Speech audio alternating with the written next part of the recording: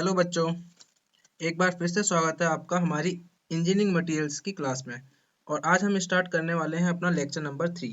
तो बच्चों, आज के लेक्चर में नंबर 3 में हम क्या पढ़ेंगे देख लेते हैं। तो जैसा कि आप सभी लोग यहाँ देख पा रहे होंगे, लेक्चर नंबर 3 में मैं आपको बताने वाला हूँ क्रिस्टलोग्राफी के बारे में। ठीक है, टाइप्स ऑफ सॉलिड, कितने टाइप्स के सॉलिड होंगे, क्लासिफिकेशन ऑफ लैटिसेस, ठीक है, क्या क्लासिफिकेशन होगा, और आपके different types of the cubic crystal system. तो आज के इस लेक्चर को स्टार्ट करने से पहले मैं उम्मीद करता हूं कि आपने पुराने 2 लेक्चर जरूर देख लिए होंगे। आपने lecture number 1 and lecture number 2 engineering materials का जरूर देख लिया होगा। तो अगर नहीं देखा है तो आप सबसे पहले क्या कीजिएगा, उन लेक्चर्स को जाके देखिए, क्योंकि वो लेक्चर्स आपका बेस बनाएंगे इंजीनियरिंग मटेरियल्स का।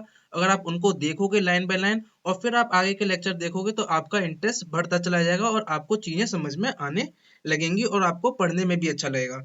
तो जिन स्टूडेंट्स ने आपके पुराने लेक्चर्स नहीं देखे हैं, ठीक है, वो पहले सबसे पहले जाइए और लेक्चर नंबर 1 और लेक्चर नंबर 2 देखिए, ठीक है।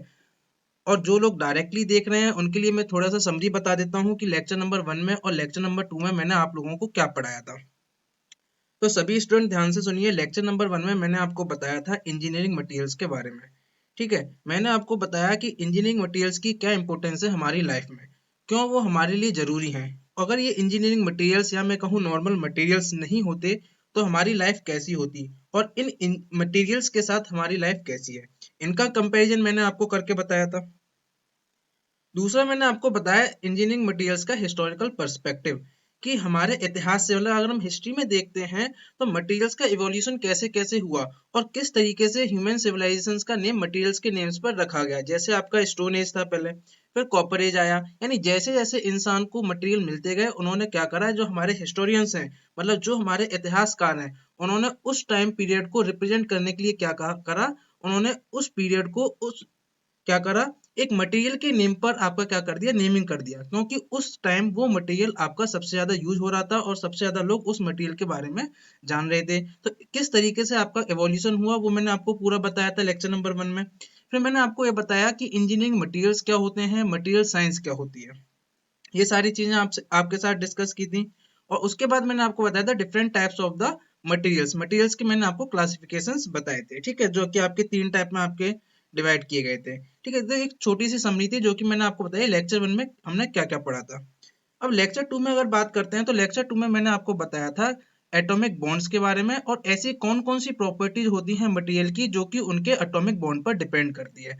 तो सर जी, ये बताइए कि आपने एटॉमिक बॉन्डिंग क्यों पढ़ाया था। क्योंकि मैंने आपको स्टूडेंट बताया कि पूरे मटेरियल साइंस में या पूरे इंजीनियरिंग मटेरियल्स में आपको केवल एक चीज तो हमेशा याद रखनी है। अब वो चीज क्या थी, मैं दोबारा आपको बता देता हूँ। यहाँ देख लीजिए, मैंने आपको बोला था कि एक फ्लो चार्ट है जो कि आपको हमेशा याद रखना है। ठीक है, एक फ्लो चार्ट है जो कि आपको हमेशा याद रखना है। सॉरी, मैं आपको यहाँ पर बता देता हूँ दोबारा। ठीक है, क्या फ्लो चार्ट था वो सर जी, एक बार दोबारा बता दीजिए, हमें याद आ जाएगा। मैंने आपको बताया था सबसे पहले प्रोसेसिंग, प्रोसेसिंग पे डिपेंड करता है किसी भी मटेरियल का स्ट्रक्चर, और स्ट्रक्चर पे डिपेंड करता है किसी भी मटेरियल की क्या, प्रॉपर्टीज। और सर जी, प्रॉपर्टीज पे डिपेंड करती हैं मटेरियल की परफॉर्मेंस। ये फ्लो चार्ट मैंने आपको बताया था कि ये फ्लो चार्ट आपको कभी नहीं भूलना है, ये हमेशा याद रखना है। तो एटॉमिक बॉन्डिंग हमने क्या पढ़ा था, क्योंकि किसी भी मटेरियल को अगर मैं देखता हूँ तो किसी भी मटेरियल को देखता हूँ तो उसके अंदर पाए जाते हैं एटम्स। जब हम आपके माइक्रोस्कोपिक लेवल की बात करते हैं तो उनके अंदर क्या पाए जाते हैं, एटम्स। ठीक है, ये एटम्स जो होते हैं आपस में किसी ना किसी बॉन्ड के थ्रू क्या होते हैं, जुड़े हुए होते हैं। यानी कि अगर मुझे मटेरियल की प्रॉपर्टीज को जानना है तो मुझे एटम्स तक पहुंचना पड़ेगा, एटॉमिक लेवल तक मुझे जाना पड़ेगा, और यहाँ एटॉमिक लेवल पर क्या चीज हो रही है वो मुझे जानना पड़ेगा। तो मैंने क्या देखा कि ये एटम्स हैं वो आपके किसी ना किसी बॉन्ड से जुड़े हुए हैं, तो इसीलिए हमने सबसे पहले क्या करा था, इसलिए सबसे पहले हमने क्या करा था, लेक्चर नंबर 2 में मैंने आपको क्या बताया था, एटॉमिक बॉन्ड के बारे में बताया था, जो कि आपका किसका पार्ट था, स्ट्रक्चर का। तो कैसे कैसे एटॉमिक बॉन्ड के बेसिस पर मटेरियल की प्रॉपर्टीज क्या क्या होंगी, वो सारी बातें मैंने आपके साथ डिस्कस की थी लेक्चर नंबर 2 में। जिन भी स्टूडेंट्स ने नहीं देखे हैं, यहाँ पर आपको आई बटन मिलेगा, यहाँ पर क्लिक कीजिएगा और आपको दोनों लेक्चर्स की वीडियो मिल जाएंगी। सबसे पहले जाकर वो लेक्चर्स देखिए, उसके बाद आप लेक्चर नंबर 3 पर आइएगा। ठीक है, तो आज के लेक्चर में हम क्या पढ़ेंगे, लेक्चर नंबर 1 और लेक्चर नंबर 2 की समरी मैंने आपको बता दी। जिन लोगों ने नहीं भी पढ़ा है तो उनको सुनकर एक आइडिया लग गया होगा कि हाँ, लेक्चर नंबर 1 और लेक्चर नंबर 2 में अभी तक क्या क्या सिलेबस में कंप्लीट हो चुका है। तो आज हम स्टार्ट करने वाले हैं अपना लेक्चर नंबर 3, जिसमें मैं आपको बताऊंगा क्रिस्टलोग्राफी के बारे में, टाइप्स ऑफ सॉलिड्स के बारे में, कितने टाइप्स के सॉलिड्स होंगे, क्लासिफिकेशन ऑफ लैटिसेस, क्या होते हैं लैटिसेस और क्या क्या कितने टाइप के आपके होते हैं क्यूबिक क्रिस्टल सिस्टम। ठीक है, मेरा नाम है शिवम गौतम, जैसा कि आप यहाँ पर देख सकते हो। ठीक है, अगर किसी भी स्टूडेंट को डाउट आता है या कोई क्वेरी होती है तो मेरी मेल आईडी पर यहाँ पर लिख सकता है, और बाकी का प्रोसीजर मैं आपको बता चुका हूँ पिछले प्रीवियस लेक्चर्स में। तो आगे चलते हैं बच्चों, आगे चलते हैं। आज हम स्टार्ट करने वाले हैं क्रिस्टलोग्राफी। आज स्टार्ट करने वाले हैं क्रिस्टलोग्राफी। तो जैसा कि आप यहाँ देख पा रहे होंगे, जैसा कि सभी स्टूडेंट यहाँ देख पा रहे होंगे कि इस क्रिस्टलोग्राफी में आपके दो वर्ड्स आ रहे हैं। एक वर्ड आ रहा है क्रिस्टल, एक वर्ड आ रहा है ग्राफी। तो सबसे पहले सबसे पहले हमें क्या करना होता है कि जो नेम है वो कैसे बना है और उसका मतलब क्या है, उसकी हम पहले क्या करें, एक आइडिया ले लें। ठीक है, तो जब आप देखो क्रिस्टलोग्राफी, ये दो वर्ड से मिलकर बना है, एक है आपका क्रिस्टल, एक है ग्राफी। क्रिस्टल से आपको बिल्कुल समझ में आ रहा होगा, किसी भी क्रिस्टल की हम क्या करेंगे, बात करेंगे इसमें। ठीक है, और एक ग्राफी मतलब क्या होता है, स्टडी करना। यानी क्रिस्टलोग्राफी में हम क्या करेंगे, क्रिस्टल्स की स्टडी करेंगे। सर जी इतना तो हमें क्या हुआ, नाम पढ़ के ही समझ में आ गया कि हम क्रिस्टल की स्टडी करेंगे, यानी उसके स्ट्रक्चर वगैरह जो भी चीजें हम उनके बारे में जानेंगे। अब कुछ बच्चों के माइंड में क्वेश्चन जरूर आ रहा होगा कि क्यों जानेंगे सर, तो वही जो मैंने आपको पीछे फ्लो चार्ट बताया था उसको माइंड में रखिए, आपके सारे डाउट्स क्लियर हो जाएंगे। क्यों हम क्रिस्टलोग्राफी पढ़ रहे हैं, क्योंकि मटेरियल की प्रॉपर्टीज डिपेंड कर रही हैं आपकी उसके स्ट्रक्चर पर। और स्ट्रक्चर किसका बना हुआ है मटेरियल का, वो बना हुआ है एटम्स का। ठीक है, वो जो एटम्स थे आपस में किसके थ्रू जुड़े हुए थे, किसी ना किसी बॉन्ड के थ्रू जुड़े हुए थे सर जी। ठीक है, वो बॉन्डिंग हमने पढ़ लिया। अब बात आती है कि ये एटम जुड़े तो हुए हैं आपस में किसी ना किसी बॉन्ड से, लेकिन इन एटम्स का क्रिस्टल के अंदर अरेंजमेंट कैसा है। अब बात आ जाती है उनकी शेप की, अब बात आ गई उनकी शेप की, अब बात आ गई उनकी साइज की, अब बात आ गई उनकी डायमेंशन की, अब बात आ गई उनकी वॉल्यूम की, अब बात आ गई उनकी डेंसिटी की। यानी कि अब मैं कहाँ पहुंच गया, पहले तो मैंने एटम्स की बॉन्डिंग, उनके बीच में जो बॉन्डिंग थी उनकी बात करी थी, और उनके बेसिस पर क्या प्रॉपर्टीज थी वो मैंने आपकी सारी जान ली। अब क्रिस्टलोग्राफी के थ्रू मैं क्या करूंगा कि वो एटम्स आपके अरेंज कैसे हैं, मटेरियल के अंदर एटम्स का अरेंजमेंट कैसा है, उनकी शेप कैसी होगी, किस तरीके के होंगे वो सारी चीजें हम जानने वाले हैं क्रिस्टलोग्राफी में। और आज के इस लेक्चर में मैं आपको ये अच्छे से बताने वाला हूँ। ठीक है, चलिए आगे चलते हैं। जैसा कि मैंने भी आपको क्रिस्टलोग्राफी वर्ड का मतलब बताया था। ठीक है, यहाँ से आप अपने क्या कर सकते हैं, देखो मैं बताता चला जाऊंगा कहाँ से आपको क्या क्या लिखना है। ठीक है, यहाँ से आप अपने नोट्स बनाने स्टार्ट कर दीजिएगा। वैसे तो मैं आपको सजेस्ट करूंगा कि आप अपने नोट्स क्या करें, अपने नोट्स को अपने हाथों से लिखें। ठीक है, अपने नोट्स को अपने हाथों में लिखें, क्योंकि रिटिन जो होते हैं, हैंड रिटिन नोट्स, उनसे चीजें जल्दी याद हो जाती हैं। अगर कोई स्टूडेंट नहीं लिखना चाहता है तो क्या कर सकता है, स्क्रीनशॉट ले सकता है और बाद में उसका पीडीएफ बना सकता है। तो यहाँ से सभी स्टूडेंट्स नोट्स बनाना स्टार्ट कर दीजिएगा। तो चलिए पढ़ते हैं क्या कह रहा है ये। तो क्रिस्टलोग्राफी में हम क्या पढ़ेंगे, देखिए क्या है इसकी डेफिनेशन देख लीजिए। Crystallography is a branch of science in which, ठीक है, ये देखिए 3 पॉइंट, इन विच, जिसमें हम क्या करेंगे, क्रिस्टल के इंटरनल स्ट्रक्चर्स के बारे में पढ़ेंगे, जैसा कि मैंने आपको भी बताया था। ठीक है, दूसरा है आपका, जिसमें हम किसके बारे में जानेंगे, properties of the crystalline metals, कि क्रिस्टलाइन मेटल्स की क्या क्या प्रॉपर्टीज होंगी। ठीक है सर जी। और तीसरा हम क्या पढ़ते हैं क्रिस्टलोग्राफी में, the external and internal symmetries possessed by the crystalline solids are studied, कि जो भी मेरे क्रिस्टलाइन सॉलिड्स हैं उनकी क्या एक्सटर्नल और क्या इंटरनल सिमेट्रीज होंगी, उन सब के बारे में हमें बताता है ये क्रिस्टलोग्राफी। क्या सभी स्टूडेंट को इतना क्लियर हो गया कि क्रिस्टलोग्राफी वर्ड का मतलब क्या है। बिल्कुल सही कहा सर जी, हमको क्रिस्टलोग्राफी वर्ड का मतलब अच्छे से समझ में आ गया है, यहाँ तक हमें कोई डाउट नहीं है। चलो अच्छी बात है, अगर आपको क्रिस्टलोग्राफी का मतलब समझ में आ गया तो आगे चलते हैं। सभी के माइंड में डाउट आ रहा होगा कि ठीक है सर जी, हम क्रिस्टलोग्राफी की जो आपकी जो साइंस है उसके हेल्प से हम क्रिस्टल स्ट्रक्चर की स्टडी कर ले रहे हैं, लेकिन करते कैसे हैं, हाउ, ये माइंड में क्वेश्चन जरूर आ रहा होगा कि करते कैसे हैं। तो कोई ना कोई तरीका तो होता होगा, कोई ना कोई टेक्निक्स तो ऐसी होती होगी जिसके बेसिस में पर हम उसकी स्टडी कर सकें क्रिस्टल की। ठीक है, तो उस टेक्निक का नाम क्या है सर जी, उस टेक्निक का नाम है, मैं आपको बता देता हूँ। ठीक है, बाय यूजिंग एक्सरे, हम क्या करते हैं, एक्सरे को यूज करते हैं क्या करने के लिए, मटेरियल के क्रिस्टल स्ट्रक्चर को पता करने के लिए। उस टेक्निक का नाम क्या होता है? एक्सरे डिफ्रैक्शन बेसिकली आपका यूज किया जाता है। ठीक है, इसके बारे में मैं आपको पढ़ाऊंगा, अलग से एक लेक्चर लूंगा एक्सरे डिफ्रैक्शन के ऊपर। ठीक है, तो टेंशन लेने की बात नहीं है। तो अब बात ये आती है कि ठीक है सर, ये बताइए कि एक्सरे के थ्रू तो हम आपके क्या कहते हैं मटेरियल की प्रॉपर्टी या क्रिस्टल स्ट्रक्चर को हम पता कर ले रहे हैं, लेकिन पहले आपकी जब एक्सरे की डिस्कवरी नहीं हुई थी तो लोग बाग या जो आपका ह्यूमन बीइंग था वो कैसे प्रॉपर्टी मतलब कैसे क्रिस्टल स्ट्रक्चर को पता करता था?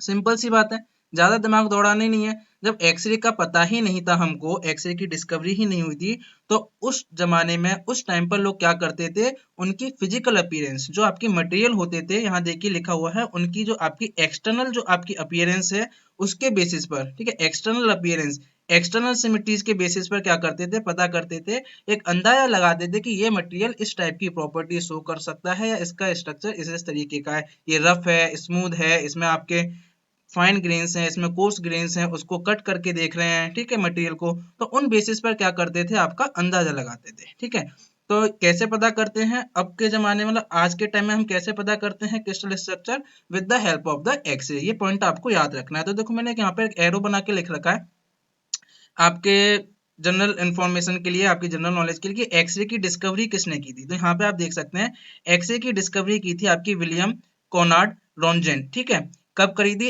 8 नवंबर 1895 को। ठीक है, इस दिन इन्होंने क्या कहा था, एक्सरे की डिस्कवरी कर दी थी। एक्सपेरिमेंट कौन सा कर रहे थे? कैथोड रे ट्यूब एक्सपेरिमेंट कर रहे थे। ठीक है, इसको जब मैं आपको एक्सरे डिफ्रैक्शन पढ़ाऊंगा तब आपको थोड़ा सा इसका आइडिया दे दूंगा। और एक्सरे की डिस्कवरी के लिए ही इनको क्या मिला था? फिजिक्स में पहला नोबेल प्राइज मिला था। ठीक है, ये थोड़ा एक्स्ट्रा इन्फॉर्मेशन है जो कि आपको पता होनी चाहिए, मुझे लगा आपको बताना जरूरी है तो मैंने आपको यहाँ पर थोड़ा एक्स्ट्रा इन्फॉर्मेशन दे दिया। तो याद रखिएगा एक्सरे की डिस्कवरी किसने की थी, ठीक है, क्या एक्सपेरिमेंट किया था उन्होंने, और उनको नोबेल प्राइज मिला था फर्स्ट फिजिक्स में, किसके लिए? एक्सरे के लिए। क्या सारी चीजें यहाँ तक क्लियर हो गई कि अभी तक हमने क्या पढ़ा? क्रिस्टलोग्राफी की डेफिनेशन जान लिया सर जी, बिल्कुल समझ में आ गया। अब ये क्रिस्टल स्ट्रक्चर कैसे पता करेंगे? एक्सरे के थ्रू पता करेंगे, ये भी समझ में आ गया। और जब एक्सरे नहीं थी तब कैसे पता करते थे, ये भी क्लियर हो गया। तो सारी चीजें यहाँ तक आपको क्लियर हो गई। ठीक है, अब आगे चलते हैं, क्या कह रहा है ये देखिए, थर्ड पॉइंट कह रहा है कि जो एक्सरे क्रिस्टलोग्राफी है, अब देखो सिंपल आपका क्रिस्टलोग्राफी नहीं बोला, एक्सरे क्रिस्टलोग्राफी क्यों बोल रहा है? क्योंकि हम जो क्रिस्टल स्ट्रक्चर पता कर रहे हैं वो with the help of the X-ray करते हैं। ठीक है, इसलिए इसने एक्सरे क्रिस्टलोग्राफी यहाँ पर लिख रखा है। तो ये क्या कह रहा है कि एक्सरे क्रिस्टलोग्राफी जो होती है वो हमें हेल्प करती है या हमारी सहायता करती है क्या पता करने में? जो बहुत इंपॉर्टेंट मटेरियल्स होते हैं उनको रिवील करने में हमारी सहायता करती है, यानी कि मटेरियल का स्ट्रक्चर कैसा है। ठीक है, अगर मटेरियल का स्ट्रक्चर पता चल गया तो मुझे उसकी प्रॉपर्टीज पता चल जाएंगी। तो बहुत सारे जो हमारे मटेरियल्स हैं जिनकी प्रॉपर्टीज हमें पता करनी है, जो कि हमारे लिए बहुत आवश्यक है, हमारे इंजीनियरिंग फील्ड के लिए बहुत आवश्यक है, उनको जानने के लिए, उनकी कैरेक्टरिस्टिक्स को पता करने के लिए, उनके स्ट्रक्चर्स को पता करने के लिए हम किसकी सहायता लेते हैं? हम फिर जाते हैं क्रिस्टलोग्राफी की शरण में। ठीक है, हमें कोई रास्ता नहीं दिखता, हमें केवल एक ही गॉड दिखाई देता है जो कि क्या है? क्रिस्टलोग्राफी, और चले जाते हैं एक्सरे डिफ्रैक्शन के ऊपर। ठीक है, अब देखिए कुछ टर्म्स आते हैं जब भी हम क्रिस्टलोग्राफी की बात करते हैं, तो इसमें कुछ टर्म्स आते हैं, उन टर्म्स का आपको मतलब पता होना चाहिए। अभी हम उन टर्म्स के नेम बताते हैं, धीरे धीरे हम सब आपको क्या करेंगे, इन टर्म्स के मतलब भी बता देंगे और आपको क्लियर हो जाएंगे। ठीक है, तो क्या क्या टर्म्स हैं सर जी, जल्दी बताइए। ठीक है, तो यहाँ देख लीजिए, जल्दी की कोई बात नहीं है, आराम से चलिए। तो यहाँ देखिए क्या है आपका क्रिस्टलोग्राफी का कौन कौन से टर्म्स आपके देखने को मिलेंगे। जनरली लैटिस, आपको स्पेस लैटिस, आपको यूनिट सेल देखने को मिला, आपको बेसिक सिमेट्री सुनने को मिलेगा, और सबसे इंपॉर्टेंट है मिलर इंडिसेस। ये हम आपको बहुत अच्छे से पढ़ाने वाले हैं। मिलर इंडिसेस में सभी बच्चे ध्यान से इस लेक्चर को देखिएगा, वेरी वेरी इंपॉर्टेंट है ये आपका। ठीक है, एग्जाम में क्वेश्चंस भी बहुत आते हैं इससे। ठीक है, तो मिलर इंडिसेस के ऊपर मैं आपके लिए क्या करूंगा, एक सेपरेट लेक्चर बनाऊंगा। ठीक है, एक सेपरेट वीडियो, एक सेपरेट लेक्चर में आपके लिए मिलर इंडिसेस बनाऊं, क्या होते हैं मिलर इंडिसेस, क्या इनकी इंपॉर्टेंस है, ठीक है, क्या बताते हैं, इनसे हमें क्या इंफॉर्मेशन पता चलती है, वो सारी बातें मैं आपको मिलर इंडिसेस के लेक्चर में बताऊंगा। तो आज के लेक्चर में मैं क्या करूंगा, बाकी की जितनी भी डेफिनेशन है आपके छोटी छोटी चीजें हैं वो सारी हम डिस्कस करेंगे, और मिलर इंडिसेस को डिटेल में किसी दूसरे लेक्चर में हम क्या करेंगे, अगले ही लेक्चर में लूंगा, अगले ही लेक्चर में आपको पूरा मिलर इंडिसेस अच्छे से समझा दूंगा। चलिए सर जी, ठीक है, ये पॉइंट्स हमको समझ में आ गए। अब देखिए क्या कह रहा है, बाकी आपका कुछ नहीं कह रहा है, ये आपको ज्यादा पढ़ने की जरूरत नहीं है, केवल आपके एग्जाम पॉइंट ऑफ व्यू से 2 पॉइंट आपके लिए लिख दिए गए हैं। ठीक है, पढ़ लीजिए, एक बार उनको रीड कर लीजिए। Crystallographic methods now depend on the analysis of the diffraction pattern. ठीक है, क्या आ रहा है सर जी, ये तो समझ में नहीं आ रहा डिफ्रैक्शन पैटर्न क्या। तो टेंशन मत लीजिए बच्चों, कोई टेंशन वाली बात नहीं, मैंने अभी आपको बताया एक्स-रे डिफ्रैक्शन में आपको अच्छे से पढ़ाऊंगा। ठीक है, हमारे सिलेबस में है एक्स-रे डिफ्रैक्शन। ठीक है, जिसमें हम पढ़ेंगे बेसिकली ब्रैग्स लॉ के बारे में। ठीक है, तो केवल अभी आप यहाँ लिख लीजिए, देख लीजिए क्या लिखा हुआ है, बाकी हम आपका जब एक्स-रे डिफ्रैक्शन का लेक्चर देखेंगे तो सारी चीजों को पढ़ेंगे। ठीक है, तो क्या कह रहा है, crystallographic method now depend on the analysis of the diffraction pattern of the sample targeted by a beam of the X-ray. बिल्कुल देखो बता रहा है, तरीका बता रहा है कि कैसे किया जाता है, बस वही लिखा हुआ है। न्यूट्रॉन और electron, these are the three types of the radiation interact with the specimen in different ways. Electron beam helps in finding charge distribution. आपका लास्ट पॉइंट क्या कह रहा है, neutron beam is scattered by magnetic field, X-ray beam provides atomic resolution image and an image of strontium। ठीक है, ये बकवास लिखा हुआ, मतलब कहानी लिखी हुई है। ठीक है, इनको आप अपने उसमें ना ही लिखें तो चल जाएगा, बाकी ऊपर के आप अपने नोट्स में 4 पॉइंट्स लिख लीजिएगा। यहाँ तक का इंट्रोडक्शन समझ में आ गया क्रिस्टलोग्राफी का, बिल्कुल आ गया सर जी, जल्दी से आगे बढ़िए। तो बढ़ गए आगे, बढ़ गए, ठीक है, आगे बढ़ गए, आपने बोला और हम आगे चल दिए।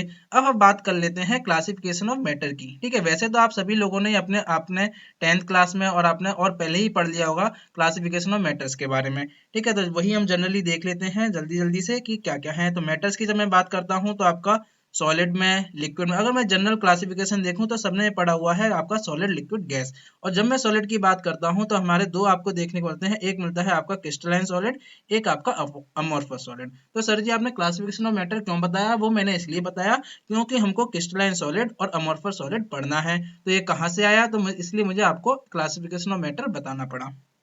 तो ये समझ में आ गया।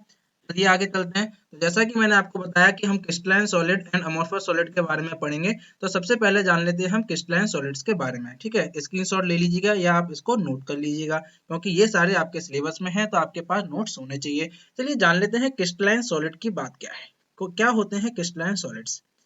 ठीक है, कुछ नहीं, यहाँ क्या लिखा हुआ है उसको मत देखो, केवल इस इमेज पे आ जाओ। ठीक है, लिखा हुआ तो आप पढ़ ही सकते हैं अपने आप। तो जब आप इस इमेज पे देखेंगे तो आपने देखा एक red atom, red atom, red atom, फिर आपके ब्लू वाले एटम दिख रहे हैं, ब्लू वाले एटम।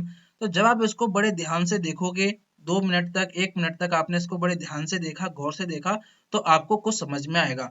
आपको क्या समझ में आया, आपको ये समझ में आया कि सर जी हमने इसको 1 मिनट तक बहुत ध्यान से देखा है, बहुत प्यार से देखा है, हमें ये समझ में आया है कि ये जो एटम्स हैं ये आपके एक रेगुलर पैटर्न में, ये जो एटम्स हैं ये आपके एक रेगुलर पैटर्न में अरेंज हैं। अरे वाह बच्चों, बिल्कुल सही कहा आपने, ये जो एटम्स हैं एक रेगुलर पैटर्न में अरेंज अरेंज हैं आपके। ये ऑब्जर्वेशन आपने बिल्कुल ठीक किया है। तो क्या होता है क्रिस्टलाइन सॉलिड में आपका यही होता है, जो एटम्स होते हैं वो किसी ना किसी एक रेगुलर पैटर्न में आपके क्या होते हैं, अरेंज होते हैं। एटम्स हुए, मॉलिक्यूल्स हुए, आयन, कोई भी चीज आपकी जो हुई, अगर वो रेगुलर पैटर्न में आपकी अरेंज है तो उसे ही क्या कहते हैं, उस टाइप के सॉलिड आपके होते हैं क्रिस्टलाइन सॉलिड। तो नाम से याद रखिएगा, क्रिस्टलाइन सॉलिड वो सॉलिड है जिसमें एटम्स हुए या मॉलिक्यूल्स या कोई भी आपकी एंटिटी हुई, वो क्या करती है, एक 3D स्पेस में आपकी क्या करती है, एक रेगुलर और पीरियोडिक पैटर्न में क्या करती है, आपकी अरेंज होती है। ठीक है, तो यहाँ पे आपने देखा कि ये आपके क्या है, रेगुलर पैटर्न में और एक पीरियोडिक पैटर्न में आपका अरेंजमेंट है एटम्स का। तो ये जो सॉलिड हुआ, ये सॉलिड आपका किसका हुआ, ये सॉलिड आपका हुआ क्रिस्टलाइन सॉलिड। क्या समझ में आ गया, आपने 1 मिनट तक ध्यान से देखा था तो आपको याद भी हो गया होगा। बिल्कुल याद हो गया सर जी, यही कहानी आपकी यहाँ लिखी हुई है, इसे आप पढ़ सकते हैं। ठीक है, देखिए लिखिए, so a crystal is characterized by regular arrangement of the atoms and molecule. बस एक ही पॉइंट याद रखना है, क्रिस्टलाइन सॉलिड सर जी वो सॉलिड है जिसमें आपके एटम या मॉलिक्यूल या आपके आयंस या कोई भी एंटिटी क्या होगी जिसकी भी मैं बात कर रहा हूँ, वो आपकी एक रेगुलर और एक पीरियोडिक पैटर्न में अरेंज होगी। बात खत्म, यहाँ पर क्रिस्टलाइन सॉलिड की बात खत्म हो गई। चलिए एग्जाम्पल्स बता दीजिए सर जी। तो यहाँ देख लीजिए, सबसे बेस्ट एग्जाम्पल मैंने यहाँ लगा रखा है टेबल सॉल्ट। ठीक है, टेबल सॉल्ट जो कि आप क्या करते हो, जनरली घरों में आपके यूज होता है। ठीक है, आप सभी ने देखा होगा टेबल सॉल्ट NaCl का होता है। ठीक है, सोडियम क्लोराइड। ठीक है, क्या होते हैं इसमें, आप देखोगे तो छोटे छोटे क्रिस्टल्स ही होते हैं। ठीक है, और वो छोटे छोटे क्रिस्टल्स के अंदर जो एटम्स का अरेंजमेंट होगा वो कैसा होगा, रेगुलरली अरेंज होंगे आपके। तो देख लीजिए कुछ एग्जांपल्स और देख लेते हैं कि कुछ एग्जांपल्स आपके क्रिस्टलाइन सॉलिड्स के क्या हैं। एक दो और बता दीजिए सर जी जिससे हमें याद हो जाए। तो टेबल सॉल्ट तो आप सभी को याद हो ही गया होगा, ये जो NaCl लिखा हुआ है ये टेबल सॉल्ट ही है आपका। ठीक है, बचपन में पढ़ा होगा। ठीक है, आपने सभी ने बचपन में पढ़ा हुआ है 9th-10th क्लास में। ये देख लीजिए आइस, कार्बन, डायमंड, KCl। ठीक है, कुछ मेटेलिक क्रिस्टल्स होते हैं जैसे कि copper, silver, aluminium, tungsten, magnesium, ये सारे क्या हैं आपके क्रिस्टलाइन सॉलिड्स है। ठीक है, देखो बहुत से बच्चों को लग रहा होगा कि ये सब हम पढ़ चुके हैं, हमने अपने 11th-12th में हमने उन क्लासों में पढ़ा है, लेकिन हम क्यों पढ़ रहे हैं इंजीनियरिंग मटेरियल्स में। देखो मैंने आपको पहले ही बताया था कि इंजीनियरिंग मटेरियल्स अब हमने सब्जेक्ट स्टार्ट किया है, तो सारी चीजें हम आपको बताएंगे जो आपने पढ़ भी रखी हैं और जो आपने नहीं भी पढ़ रखी हैं, वो सारी चीजें हमें पढ़नी है, क्योंकि ये चीजें जो है आपकी छोटी छोटी चीजें क्या करेंगी, आगे के जो चैप्टर्स आएंगे उनके लिए आपका बेस बनेंगी, इंजीनियरिंग मटेरियल्स का बेस है। ठीक है, यहाँ से आपका क्या होता है, इंजीनियरिंग मटेरियल शुरू होता है। ये छोटी छोटी चीजें आपने पहले पढ़ चुकी हैं, लेकिन इनकी इंपोर्टेंस क्या है, ठीक है, पहले आपने पढ़ लिया ये होता है ये होता है, लेकिन इनकी इंपोर्टेंस क्या है वो आपको इस सब्जेक्ट में पता चल जाएगी। ठीक है, बात कर लेते हैं अमोर्फस सॉलिड की। सीधी सी बात है सर जी, जब आपने क्रिस्टलाइन सॉलिड बताया था तो उसमें आपने कहा था कि आपके एटम्स या मॉलिक्यूल्स क्या होंगे, एक रेगुलर और एक पीरियोडिक पैटर्न में अरेंज होंगे। तो सिंपल सी बात है, अमोर्फस सॉलिड में क्या होगा, उसका उल्टा हो जाएगा। तो यहाँ देख लीजिए, डेफिनेशन बाद में पढ़ लीजिएगा, यहाँ देख लीजिए, 1 मिनट तक इसे भी ऑब्जर्व कीजिए। सभी बच्चों ने क्या करा, ध्यान से देखा और ध्यान से देखने के बाद बताया मेरे को कि सर जी यहाँ पर जो एटम्स हैं, यहाँ पर जो एटम्स हैं वो क्या हैं, आपके इर्रेगुलरली अरेंज हैं। बिल्कुल सही कहा बच्चों, बिल्कुल सही कहा, आपका ऑब्जर्वेशन एकदम 100% क्या है, करेक्ट है। यहाँ पर जो एटम्स हैं वो इक्वली सॉरी इरेगुलरली आपके क्या हैं, अरेंज्ड हैं। तो अमोर्फस सॉलिड में क्या होता है कि एटम्स आपके रेगुलरली अरेंज नहीं होते हैं, पीरियोडिकली अरेंज नहीं होते हैं, वो उनका रिपीटिशन पीरियोडिक नहीं होता है, कहीं भी कोई भी कहीं भी जाके बैठ जाता है। इस एटम का जहां मन करा वहां बैठ गया, रेड वाले का जहां मन करा वहां बैठ गया, जिसके साथ मन करा उसके साथ बॉन्डिंग बना ली। ठीक है, तो क्या है, इरेगुलर अरेंजमेंट ऑफ एटम्स होता है in case of the amorphous solids. क्या सभी बच्चों को समझ में आ गया? तो यहाँ डेफिनेशन आप पढ़ सकते हैं, ये पॉइंट्स क्यों लिखे हैं, अगर आपका एग्जाम में आता है तो आपके पास कुछ मटेरियल हो इसलिए आपके ये पॉइंट लिख रखे हैं, यहाँ पर आप स्क्रीनशॉट ले लीजिएगा। तो यहाँ डेफिनेशन देख लीजिए, अमोर्फस सॉलिड इनको हम दूसरी टर्म में क्या बोल देते हैं, क्रिस्टलाइन, तो आपके पता ही थे। तो अमोर्फस को हम नॉन क्रिस्टलाइन भी बोल देते हैं। ठीक है, तो अमोर्फस या फिर नॉन क्रिस्टलाइन, ये क्या है आपके रैंडमली, देखिए भाई रैंडमली या इरेगुलरली ओरिएंटेड है एटम्स आपके। ठीक है, बस यही याद रखना है, केवल यही पॉइंट है, और यहाँ पर आपका अमोर्फस सॉलिड्स की क्या होती है, डेफिनेशन खत्म हो जाती है। ठीक है, इनके कुछ आपके एग्जांपल्स देख लीजिए, जैसे आपके क्या होगा, सिलिकॉन, प्लास्टिक, ग्लास। ठीक है, ग्लास का जो है आपका ये बहुत पूछा जाता है एग्जाम्स में, तो ये वाला आप जरूर याद रखिएगा कि ग्लास जो है वो क्या है, ग्लास एक अमोर्फस, ग्लास क्या है, ग्लास एक अमोर्फस सॉलिड है। बिल्कुल समझ में आ गया सर जी, अमोर्फस सॉलिड की डेफिनेशन भी हमारी क्लियर हो गई। अगर यहाँ देखें सिलिकॉन, क्या सिलिकॉन से कुछ याद आ रहा है? देखिए सिलिकॉन आपका क्या है, एक सेमीकंडक्टर है। बिल्कुल सही कहा, और यही सेमीकंडक्टर सिलिकॉन होता है किसमें यूज होता है, सोलर सेल्स में यूज होता है। बिल्कुल होता है, सोलर सेल्स क्या करते हैं, आपकी लाइट एनर्जी को किसमें कर देते हैं, डायरेक्टली इलेक्ट्रिकल एनर्जी में कर देते हैं। तो ये जो सिलिकॉन है आपका, ये कैसा है, ये एक अमोर्फस सॉलिड है। इसका मतलब क्या है, अमोर्फस सॉलिड भी हमारी लाइफ में क्या रखते हैं, इंपॉर्टेंस रखते हैं। ठीक है, नहीं ऐसा नहीं कि इरेगुलरली अरेंज है और आपके इनका कोई ऑर्डर नहीं है अरेंजमेंट का, रैंडमली अरेंज है तो ये बेकार है। ठीक है, इनकी कोई इंपॉर्टेंस ही नहीं है, ऐसा नहीं है। यहाँ पर आप देख सकते हो सिलिकॉन का, ग्लास का, प्लास्टिक का एग्जाम्पल, ये सारे के सारे मटेरियल्स हमारी जिंदगी में कोई ना कोई अहमियत रखते हैं और काफी ज्यादा इनकी इंपॉर्टेंस है। ठीक है, तो हर किसी एक चीज की हम बात करें तो क्या होती है, अपनी कुछ ना कुछ इंपॉर्टेंस होती है। तो वही सारी कहानी लिखी हुई है। अमोर्फस सॉलिड भी आपको क्लियर हो गया होगा और क्रिस्टलाइन सॉलिड भी क्लियर हो गया होगा। क्या किसी भी स्टूडेंट को कोई डाउट, बिल्कुल आना ही नहीं चाहिए, और डाउट है भी नहीं सर जी। आगे चलिए, तो आगे चलिए, यहाँ पर देखिए कुछ इमेज लगी हुई है, सभी बच्चे बता दीजिए कौन सा क्रिस्टलाइन है कौन सा अमोर्फस है। वैसे तो लिखा हुआ है सर जी, लेकिन हम अगर लिखा भी नहीं हुआ होता तो हम फिर भी बता देते। तो देखिए पहली जो इमेज है आपकी, यहाँ पर नहीं लिखा हुआ है, तो पहले क्या करिए, इस वाले को देखिए, क्या यहाँ पर एटम्स आपके रेगुलरली अरेंज है, नहीं है, तो ये कौन सा होगा, ये वाला सर जी हो गया अमोर्फस। ठीक है, और यहाँ पर देखिए एक बढ़िया सा पैटर्न डिजाइन आपको देखने को मिल रही है, देखते ही आपका दिल खुश हो गया हो, क्या मस्त डिजाइन है, एकदम रेगुलरली अरेंज है, देखते ही आपको खुशी हो गई होगी, बहुत अच्छा लग रहा होगा, कितनी अच्छी डिजाइन है। तो अच्छी डिजाइन लग रही है, रेगुलरली अरेंज है आपके, सारी चीजें आपको क्या है, एटम्स आपको क्या मिल रहे हैं, एक पैटर्न में अरेंज मिल रहे हैं, यहाँ पर एक पैटर्न है उनके अरेंजमेंट का। तो ये वाला आपका जो किसको शो कर रहा है, ये वाला आपका रिप्रेजेंट कर रहा है क्रिस्टलाइन, क्रिस्टलाइन सॉलिड को। ठीक है, यहाँ पर देख लीजिए सेकंड इमेज में, ये क्रिस्टलाइन में देखिए कितना बढ़िया पैटर्न है, कितना बढ़िया अरेंजमेंट है, मजा आ गया देख के। लेकिन ये देखो क्या आपका अमोर्फस सॉलिड में उल्टा सीधा अरेंजमेंट है। ठीक है, लेकिन ऐसा नहीं, उल्टा सीधा अरेंजमेंट है तो यूज नहीं होते। अभी मैंने आपको बताया, सिलिकॉन हो गया, प्लास्टिक हो गया, ग्लास हो गया, इनके नाम सुन के ही आपको इनकी इंपोर्टेंस पता चल गई होगी। ठीक है, यहाँ देख लीजिए क्वार्ट्ज, बहुत बढ़िया मटेरियल है। ठीक है, piezo electric, piezo electric material है सर जी। क्वार्ट्ज क्या है? पीजो इलेक्ट्रिक मटेरियल है। और क्वार्ट्ज का देखिए यहाँ स्ट्रक्चर देखिए कैसा दिखाई दे रहा है, क्या मस्त सितारे चमक रहे हैं यहाँ पर, एकदम मस्त स्ट्रक्चर दिख रहा है, एकदम आपका बढ़िया पैटर्न है, यानी क्या है, क्रिस्टलाइन सॉलिड है। और क्वार्ट्ज किसका एग्जांपल बताया ना? पीजो इलेक्ट्रिक मटेरियल्स का भी बताया सर जी, पीजो इलेक्ट्रिक मटेरियल। और पीजो इलेक्ट्रिक मटेरियल तो सर जी आपने हमें बताया था लेक्चर नंबर 1 में कि ये स्मार्ट मटेरियल्स में आते हैं। बताओ, ये स्मार्ट मटेरियल्स में आता है क्या? कोई स्टूडेंट मुझे बताएगा स्मार्ट मटेरियल्स क्या थे? जी हाँ सर जी, बिल्कुल बताएंगे, क्यों नहीं बताएंगे, आपने हमें पढ़ाया है, हमको याद है। तो स्मार्ट मटेरियल वो मटेरियल्स है जो अपनी सराउंडिंग, जो उनकी सराउंडिंग होती है, ठीक है, जो भी चेंजेस होते हैं इनकी सराउंडिंग्स में, उनको आपका क्या करते हैं, उनको फील कर उसके अकॉर्डिंग क्या करते हैं आपका, उसके अकॉर्डिंग क्या करते हैं आपका एक्शन लेते हैं ये, ठीक है, अपनी सराउंडिंग के अकॉर्डिंग क्या कर लेते हैं, अपने आप को बदल लेते हैं, नहीं आपका उनके उसके अकॉर्डिंग क्या होगा, इनका एक्शन आपको देखने को मिलेगा। तो ये किसका एग्जांपल हो गया? स्मार्ट मटेरियल्स का। ये भी मैंने बता दिया, क्वार्ट्ज, ठीक है। तो क्लियर हो गया, पूरा क्लियर हो जाना चाहिए। क्रिस्टलाइन सॉलिड्स क्या थे, अमोर्फस सॉलिड्स क्या थे, क्या क्या उनके एग्जांपल हैं वो भी बता दिए, कैसे इनका स्ट्रक्चर होता है, कैसे ये दिखते हैं, ये सारी चीजें मैंने आपको यहाँ पर बता दी। तो चलिए, तो इतना पढ़ लिया है तो इनके बीच में एक कंपैरिजन देख लेते हैं, ठीक है। तो इनके बीच का पूरा एक कंपैरिजन यहाँ पर लिखा हुआ है, इसको आप पढ़ लीजिएगा, जो मैंने अभी आपको पीछे पढ़ाया था वही सब लिखा हुआ है। यहाँ अरेंजमेंट देख लीजिए, एक रेगुलर अरेंजमेंट है, यहाँ उल्टा सीधा अरेंजमेंट है, कोई पीरियोडिसिटी नहीं है, यहाँ पर आपका पीरियोडिकली रिपीट हो रहे हैं एटम्स यहाँ पे। दूसरा पॉइंट देख लीजिए क्या कह रहा है, कि जो आपके क्रिस्टलाइन सॉलिड्स होते हैं इनकी होती है हाई डेंसिटी। यहाँ पर किसकी बात आ गई? यहाँ पर आ गई प्रॉपर्टीज की, ठीक है। यानी अगर क्रिस्टलाइन सॉलिड है तो वो क्या प्रॉपर्टी शो करेगा, और अमोर्फस सॉलिड है तो वो क्या प्रॉपर्टी। क्योंकि देखो मटेरियल साइंस हम पढ़ रहे हैं तो मैंने आपको पहले ही बताया क्या, कि सर जी मटेरियल साइंस पढ़ रहे हैं तो प्रोसेसिंग, प्रोसेसिंग से आपकी स्ट्रक्चर, स्ट्रक्चर से आपकी प्रॉपर्टी एंड आपका परफॉर्मेंस, सारी कहानी किस पर डिपेंड कर रही है मटेरियल साइंस की? इन तीन चीजों पर। किस पर? आपकी प्रॉपर्टीज पर, स्ट्रक्चर पर और प्रोसेसिंग पर, ठीक है।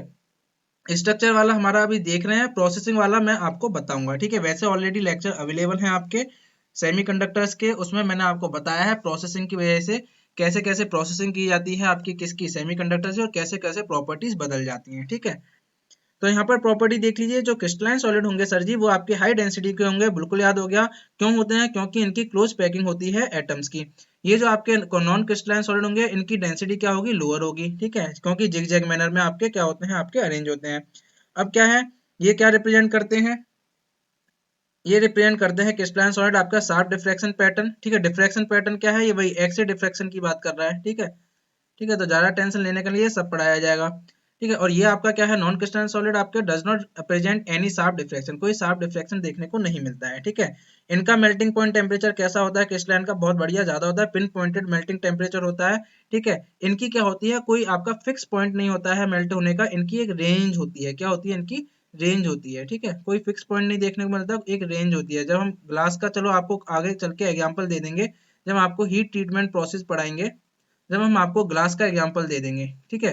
क्योंकि ग्लास की ही जब हम क्या करते हैं, अलग अलग तरीके से क्या करते हैं, कूलिंग, हाई टेम्परेचर पर ले जाके कूलिंग करते हैं, तो ग्लास से ही कैसे क्वार्ट्ज बन जाता है, वो सारी चीजें हम आपको बता देंगे, ठीक है, अगर आप चाहोगे तो। वैसे सिलेबस में नहीं है, लेकिन अगर आप चाहोगे तो हम आपको जरूर बताएंगे। अगर जो जो बच्चा चाहता है कि हमें पता चले कैसे कैसे हीट ट्रीटमेंट प्रोसेस से आपका हो जाएगा, तो हम हीट ट्रीटमेंट प्रोसेस में आपका ये वाला टॉपिक डाल देंगे, ठीक है। तो हमें लिखकर जरूर बताइएगा। चलिए आगे चलते हैं, ये आपको पूरा समझ में आ गया, क्रिस्टलाइन और अमोर्फस सॉलिड की पूरी कहानी ए टू जेड हमको क्लियर हो गई, यहाँ तक कोई डाउट हमको रहा ही नहीं।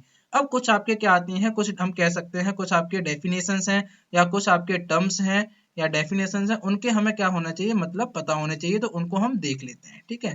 क्योंकि ये आपके क्या होंगे, कहीं ना कहीं यूज होंगे आपके मटेरियल साइंस में, तो आपको कहीं इनका ये लिखा हुआ आ गया तो आपको पता होना चाहिए किस चीज की बात कर रहा है। अब देख लीजिए, ध्यान से समझते हैं सभी स्टूडेंट, यहाँ पर एकदम फोकस हो जाइएगा। छोटी छोटी चीजें हैं लेकिन आपकी बहुत काम की चीजें हैं, ठीक है, छोटी छोटी चीजें लेकिन बहुत काम की चीजें हैं। चलिए बात कर लेते हैं क्रिस्टल की। क्रिस्टल क्या होता है? क्रिस्टल क्या है? अ 3D periodic arrangement of atom in the space.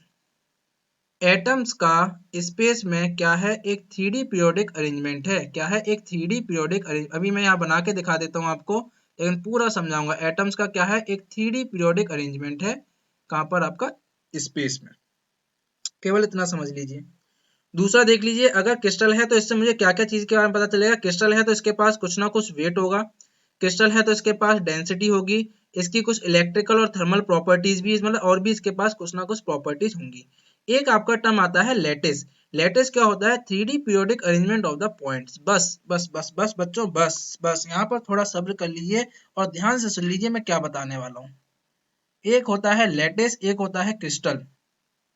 ठीक है दोनों एक ही चीज है ना, ठीक है, दोनों एक ही चीज है। लेकिन क्या होता है, लेटिस की अगर बात करता हूं तो ये किसकी बात करता है? 3D periodic arrangement. देखो बच्चों, 3D पीरियोडिक अरेंजमेंट तो ही होगा क्योंकि हमारा जो पूरा का पूरा जो यूनिवर्स की बात कर लूं या पूरे के पूरे वर्ल्ड की बात कर लूं, सारी की सारी चीजें किस में है? 3D में है। ठीक है, 3 डायमेंशनल चीजें हैं हमारी सारी। सारी की सारी चीजें अपने आसपास तुम देखोगे, सारी की सारी चीजें 3 डायमेंशनल है। तो लेटिस हुआ, क्रिस्टल हुआ, ये भी इनका भी अरेंजमेंट कैसा होगा? 3 डायमेंशनल में ही अरेंजमेंट होगा।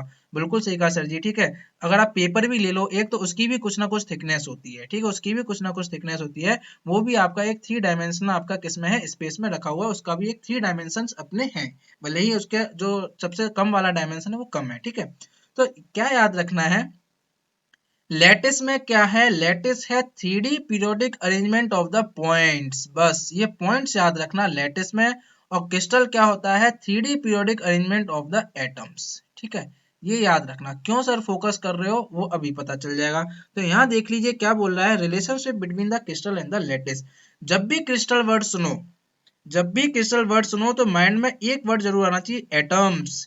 क्रिस्टल एटम्स याद हो जाना चाहिए, माइंड में सेट हो जाना चाहिए। क्रिस्टल मतलब एटम्स होंगे, क्रिस्टल मतलब एटम्स होंगे, क्रिस्टल मतलब एटम्स होंगे। बिल्कुल ठीक है सर जी, 3 बार बोला है, हमारे माइंड में सेट हो गया। लेटिस जब भी बोलेगा तो हमेशा आपके माइंड में दूसरा पॉइंट क्या आना चाहिए? लेटिस यानी पॉइंट्स। लेटिस मतलब पॉइंट्स, लेटिस मतलब पॉइंट्स, लेटिस मतलब पॉइंट्स। ये आपको चीजें याद होनी चाहिए।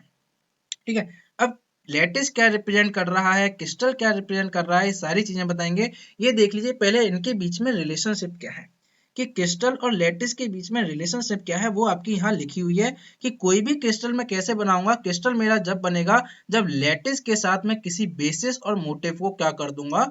जोड़ दूंगा। अब ये नया वर्ड आ गया सर जी, बेसिस और मोटिव। तो घबराने की कोई बात नहीं है, दूसरी अगली स्लाइड में हम आपको बेसिस और मोटिव ही बताने वाले हैं।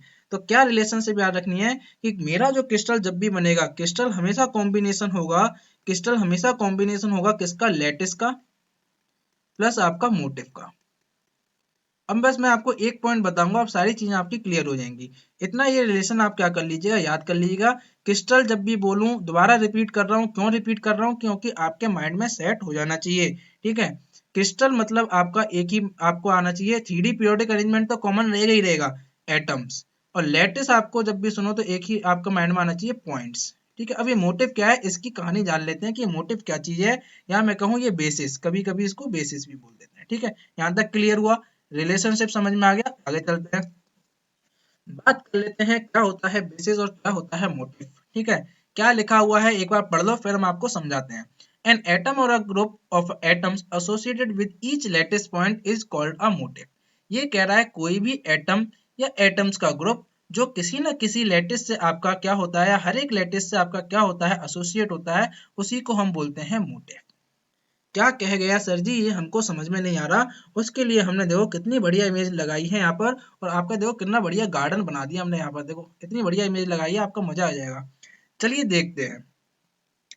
तो लैटिस जैसा कि मैंने बोला था कि लैटिस का मतलब है आपका 3 डायमेंशन स्पेस में क्या होंगे? पॉइंट्स होंगे। ठीक है, पॉइंट्स। यहाँ मेरी स्क्रीन पर मैं 3 डायमेंशन में तो आपको नहीं दिखा सकता, तो 2 डायमेंशन में ही दिखाऊंगा। तो मान लीजिए यहाँ पर मैंने लैटिस आपको किस में दिखाए हैं? 2 डायमेंशन में। लैटिस मतलब मैंने आपको बताया था सर जी क्या होते हैं? पॉइंट्स होते हैं। तो देखिए लैटिस में मैंने आपके हर जगह क्या कर रखे हैं, एक टू यहाँ, क्योंकि देखो 3 डायमेंशन में ही होंगे, माइंड में याद रखना 3 डायमेंशन में ही होंगे। यहाँ स्क्रीन पर 3 डायमेंशन पर नहीं दिखाया है, क्यों? क्योंकि नहीं बना पाऊंगा। बना सकता हूँ वैसे, मैं क्यूब में आपको बना के दिखा सकता हूँ, ठीक है, वो मैं आपको बताऊंगा बाद में। लेकिन अभी हम केवल कॉन्सेप्ट समझ रहे हैं बेसिस का और मोटिव का, इसलिए यहाँ पर लेटिस मैंने 2 डायमेंशन का ले लिया है। ठीक है, तो ज्यादा घबराने वाली बात नहीं है, 2 डायमेंशन में समझ लो बेसिस और मोटिव क्या होता है।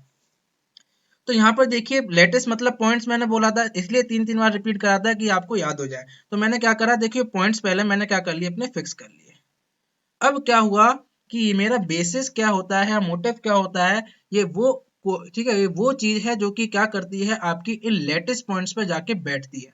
यानी यहाँ पर मेरा बेसिस जो है, जो भी हो एक्स वाई जेड कुछ भी हो, यहाँ पर मैंने एक फ्लावर ले रखा है, यहाँ पर कोई बच्चा मन करे टॉय ले सकता है, या किसी बच्चे का मन कर रहा है तो वो चॉकलेट ले सकता है। ठीक है, समझने के लिए, देखो ये ऐसी बात नहीं है, समझने के लिए। ठीक है, किसी बच्चे का मन कर रहा है तो आपका XYZ कुछ भी ले सकता है। तो क्या होगा, बेसिस का काम क्या है, यहाँ पर कुछ भी हो, ठीक है, यहाँ पर कुछ भी हो, XYZ कुछ भी हो, बेसिस का काम ये है कि जैसे ही इसे लैटिस पॉइंट मिले जैसे ही इसको लैटिस पॉइंट मिले, इससे रुका नहीं जाता और ये क्या करता है, उन लैटिस पॉइंट्स पर जाके बैठ जाता है। क्या करता है, उन लैटिस पॉइंट्स पर जाके बैठ जाता है, उन लैटिस पॉइंट्स पर जाके बैठ जाता है। इसको अपनी फेवरेट जगह मिल जाती है और इन लैटिस पॉइंट्स पर जाके क्या करता है, बैठ जाता है। ठीक है, तो बेसिस या मोटिव वो चीज है, कौन सी चीज है, कोई भी हो, एक्स वाई जेड कुछ भी हो, लेकिन यहाँ हम इंजीनियरिंग मटेरियल्स की बात कर रहे हैं, तो मटेरियल्स के अंदर क्या पाए जाते हैं सर जी, मटेरियल्स के अंदर पाए जाते हैं एटम्स। तो हमारे इंजीनियरिंग मटेरियल्स के केस में लेटिस पॉइंट्स पर जाकर बैठेंगे एटम्स। समझ में आया, यहाँ पर समझाने के लिए हमने फूल ले लिया था, तो यहाँ लेटिस पॉइंट्स पर जाके कौन बैठ गया, देखो फूल, इस वाले लेटिस पॉइंट पे, इस वाले हर जगह कौन बैठ गया, आपका फूल जाकर बैठ गया, और इसने एक देखो बढ़िया सा गार्डन बना लिया। क्या बना लिया इसने, गार्डन। अब मैं अपने मटेरियल्स की बात करूंगा, तो मेरे मटेरियल के केस में क्या होगा, एक लैटिस दे रखा होगा। लैटिस का मतलब क्या होगा सर जी, यानी 3 डायमेंशन स्पेस में कुछ ना कुछ आपके पॉइंट्स फिक्स कर रखे होंगे। और मैं मटेरियल्स की बात कर रहा हूं, तो जब भी मैं मटेरियल्स में एटॉमिक लेवल पर जाता हूं या माइक्रोस्कोपिक लेवल की बात करूंगा, तो मुझे उसके अंदर एटम्स देखने को मिलेंगे। तो मेरे इन लैटिस पॉइंट्स पर कौन बैठेगा, मेरे इन लैटिस पॉइंट्स पर बैठेगा एटम्स। और जब इन लैटिस पॉइंट्स पर एटम बैठ गया तो क्या बना लेगा, क्रिस्टल। यहाँ जैसे गार्डन बन रहा था फूलों का, हमारे केस में क्या बन जाएगा, हमारे केस में बन जाएगा क्या, क्रिस्टल। क्या क्लियर हो गया, क्या बेसिस समझ में आ गया, लैटिस समझ में आ गया, और क्या क्रिस्टल समझ में आ गया। किसी भी बच्चे को कोई डाउट, मेरे हिसाब से तो डाउट आना नहीं चाहिए, यहाँ तक पूरा क्लियर आपको हो गया होगा कि बेसिस क्या है, कोई भी वो चीज जो कि आपकी लेटेस्ट पॉइंट्स पे जाके बैठेगी और कुछ ना कुछ बना लेगी। लेकिन हमारी मटेरियल्स के केस में क्या होगा, यही बेसिस हमारे हो जाएंगे एटम्स, यानी कि वो एटम्स या एटम्स का ग्रुप जो कि क्या करेगा, आपका लेटेस्ट पॉइंट्स पर जाकर बैठेगा और क्रिस्टल बना लेगा। अब यहाँ से आपके माइंड में कुछ ना कुछ हलचल होनी चाहिए, आपको कुछ समझ में जरूर आना चाहिए। यहाँ से आप खुद सोचोगे तो एक आप यहाँ से कंक्लूजन निकाल सकते हो। क्या कंक्लूजन निकाल सकते हैं सर जी, थोड़ा बता दीजिए तो आगे चलते हैं। यहाँ देख लीजिए, काफी इंपोर्टेंट सारी चीजें, देखो बस ध्यान से सुनते चले जाओ बच्चों। ठीक है, नोट्स वगैरह है, स्क्रीनशॉट ले लेना, आपकी कोई दिक्कत नहीं, दोबारा लेक्चर देख के आप स्क्रीनशॉट ले लेना। लेकिन ध्यान से एक बार आपने सुन लिया तो सारी की सारी चीजें आपके माइंड में सेट हो जाएंगी। सारी की सारी चीजें में एक बार माइंड में सेट हो गई तो आप बिना नोट्स के भी एक बार देख लीजिए, आपको सारी चीजें याद आ जाएंगी और आप आराम से एग्जाम में लिख पाओगे। तो देख लीजिए, क्रिस्टल बता दिया मैंने आपको, 3 dimension arrangement of the atoms. Crystal सुनते ही यानी क्या होगा, 3 डायमेंशन स्पेस में क्या होगा, एटम्स का अरेंजमेंट। लेटेस्ट क्या होगा, 3 डायमेंशन स्पेस में पॉइंट्स का अरेंजमेंट। और बेसिस हमारे केस में क्या हो गया, एटम्स, जो कि क्या करेगा, इन लेटेस्ट पॉइंट्स पर जाकर बैठेगा। अब ये देखो सभी स्टूडेंट, यहाँ देखो मैं क्या ड्रॉ कर रहा हूँ। ठीक है, मैंने ये कुछ पॉइंट्स आपके बना दिए। ठीक है, मैंने ये कुछ पॉइंट्स यहाँ पर आपके बना दिए। ठीक है, मैंने एक देखिए कुछ पॉइंट्स यहाँ पर आपके बना दिए, ये देख लीजिए। ठीक है, तो ये पॉइंट्स मैंने क्या करे हैं, 3 डायमेंशन स्पेस में बना दिए हैं। यानी ये मैंने अभी ड्रॉ करा है लेटिस, मैंने क्या ड्रॉ करा है, लेटिस। अब ये देख लीजिए लेटिस मुझे क्या इंफॉर्मेशन देता है, तो लेटिस मुझे देता है gives underlying periodicity of the crystal. ठीक है, पहली बात कि क्रिस्टल मेरा कैसे कैसे आपका रिपीट होगा उसके बारे में बताएगा। और सबसे बड़ी बात क्या बताता है, टेल्स हाउ टू रिपीट, कि रिपीट कैसे होना है। मेरे क्रिस्टल को, मेरे सबसे छोटी जो यूनिट है उसको कैसे रिपीट होना है वो मुझे बताता है आपका लेटिस। यानी इसने मुझे क्या बता दी, जो मैंने बोला था कि आपके माइंड में एक हलचल होनी चाहिए, आपको खुद सोचना चाहिए कि लेटिस है क्रिस्टल है, बता क्या रहे हैं। लेटिस मुझे, अगर मैं आपसे बात करूं तो मुझे एक तरीके से ज्योमेट्री के बारे में बता रहा है, ज्योमेट्री के बारे में बता रहा है कि मेरे आपके क्रिस्टल की ज्योमेट्री कैसी होने वाली है, वो डिपेंड कर रही है लेटिस, कि लेटिस के पॉइंट्स कैसे अरेंज हैं। ठीक है, ज्योमेट्री। और दूसरी बात क्या है, जैसा लेटिस होगा, जैसा लेटिस होगा, एटम्स का बस काम क्या है, उस लेटिस पॉइंट्स पे जाके बैठ जाना है। और वैसे जैसा लेटिस होगा वैसे ही मुझे क्या देखने को मिलेगा, क्रिस्टल। और वही क्रिस्टल क्या करेगा, रिपीट होगा तो पूरा बना लेगा मटेरियल। तो लेटिस मुझे एक तो ज्योमेट्री दे दी कि मेरे क्रिस्टल की ज्योमेट्री कैसे होने वाली है, और दूसरा मेरा क्रिस्टल कैसे रिपीट होगा, दूसरा मेरा क्रिस्टल कैसे रिपीट होगा, ये मुझे बता दिया मेरे लेटिस ने। ठीक है। और दूसरी तरफ अगर मैं बात करता हूँ बेसिस, मैंने क्या बोला कि इंजीनियरिंग मटेरियल्स के केस में मेरा बेसिस रहेगा आपका एटम्स, यानी बेसिस मुझे बताता है कि क्या चीज रिपीट होनी है, व्हाट टू रिपीट। ठीक है, अगर आपको एटम रिपीट कराना है लैटिस में तो एटम डाल दीजिए, अगर आपको फूल रिपीट कराना है तो आपको बगीचा बनाना है तो आपको क्या करना है, फूल डाल देना लैटिस पॉइंट्स में। अगर आपको क्या करनी है, चॉकलेट की दुकान खोलनी है, चॉकलेट का भंडारा पूरा भंडार करना है तो क्या कर देना, फूल की जगह चॉकलेट डाल देना। तो जो भी चीज आप डाल दोगे, यानी बेसिस या मोटिव मुझे क्या बता रहा है कि क्या चीज मुझे रिपीट करनी है, कहां पर रिपीट करनी है, लेटिस में क्या चीज रिपीट करनी है वो बेसिस बताएगा, कैसे रिपीट होगी वो लेटिस बताएगा। क्लियर हो गया कि लेटिस से मुझे क्या इन्फॉर्मेशन मिल रही है, बेसिस से मुझे क्या इन्फॉर्मेशन मिल रही है, ये आपको क्लियर हो गया। तो जैसा कि मैंने अभी यहाँ पे आपको ये लेटिस बनाकर दिखाया था, अब मेरे पास क्या था, ये एटम था। अब मेरे पास क्या था, ये एक एटम था। मैंने क्या करा, ये एटम उठा के, ये एटम उठा के, क्योंकि मटेरियल्स की बात कर रहे हैं तो हम एटम डालेंगे, हम फूल तो डालेंगे नहीं, तो मैंने क्या करा, हर लेटिस पॉइंट पे क्या कर दिया, एक एक एटम डाल दिया। तो क्या बना, देखो लेटिस जैसा था उसी की शेप में मेरा क्या बनेगा, उसी की शेप में मेरा बन जाएगा क्रिस्टल। क्या देखो, क्रिस्टल भी उसी शेप में बन गया, बिल्कुल बन गया। इनके बीच में कुछ ना कुछ इंटरेक्शन होगा, इनके बीच में इंटरेक्शन होगा, बॉन्डिंग पढ़ाया था, कुछ ना कुछ इंटरेक्शन इनके बीच में होगा। ये देखो कुछ शेप बन के आई आपकी, देखो कुछ शेप बन के आई, बन गया क्रिस्टल, बन गया क्रिस्टल, बिल्कुल बन गया। क्या क्लियर हो गया, क्रिस्टल के बीच में, लेटिस के बीच में बेसिस मोटिव क्या है, इनके बीच में क्या रिलेशन है। मेरे हिसाब से तो पूरा क्लियर हो गया होगा, यहाँ तक कोई डाउट आना ही नहीं चाहिए। दोबारा एक बार इसलिए रिपीट कर रहा हूँ कि आपको याद हो जाए, ध्यान से सुन लीजिए। क्रिस्टल जब भी बोले, माइंड में आना चाहिए 3 डायमेंशन स्पेस में एटम्स का अरेंजमेंट। लेटिस जब भी बोले तो आपके माइंड में आना चाहिए कि 3 डायमेंशन स्पेस में पॉइंट्स का अरेंजमेंट। लेटिस मुझे बताता है क्रिस्टल की ज्योमेट्री कैसे होने वाली है, और आपका उसकी शेप कैसी होगी, और उसे कैसे रिपीट होना है, किस शेप में, किस फॉर्मेट में उसको रिपीट होना है, लेटिस बताएगा। और बेसिस क्या चीज है, बेसिस वो है कि आपका क्या चीज रिपीट करानी है, एटम्स रिपीट कराने हैं, ठीक है, कि एक्स वाई जेड कुछ भी रिपीट कराना है वो बेसिस बताएगा। क्लियर हो गया यहाँ तक, बिल्कुल क्लियर हो गया। तो बात कर लेते हैं आगे, ठीक है, चलिए आगे चलते हैं। तो एक चीज और बतानी है मेरे को, एक चीज और बतानी है, एक मिनट चेक कर लेता हूँ मैं आपका, ठीक है। एक चीज और बतानी है, यहीं पर बता देता हूँ मैं आपको कि देखिए लेटिस में हमारा क्या था, पॉइंट्स थे, लेटिस में केवल क्या थे, पॉइंट्स थे। तो लेटिस मुझे बता रहा था ज्योमेट्री के बारे में, ठीक है, केवल किसके बारे में बताया था, ज्योमेट्री और शेप कैसी होने वाली है। लेकिन जब मैं क्रिस्टल की बात करूंगा, तो जब क्रिस्टल में मेरे एटम्स आ जाएंगे तो एटम्स के पास अपना क्या होगा, कुछ ना कुछ वेट होगा, ठीक है, कुछ ना कुछ वेट होगा, कुछ ना कुछ इनके डायमेंशंस होंगे, एटम्स के होंगे कि नहीं होंगे, बिल्कुल होंगे सर जी।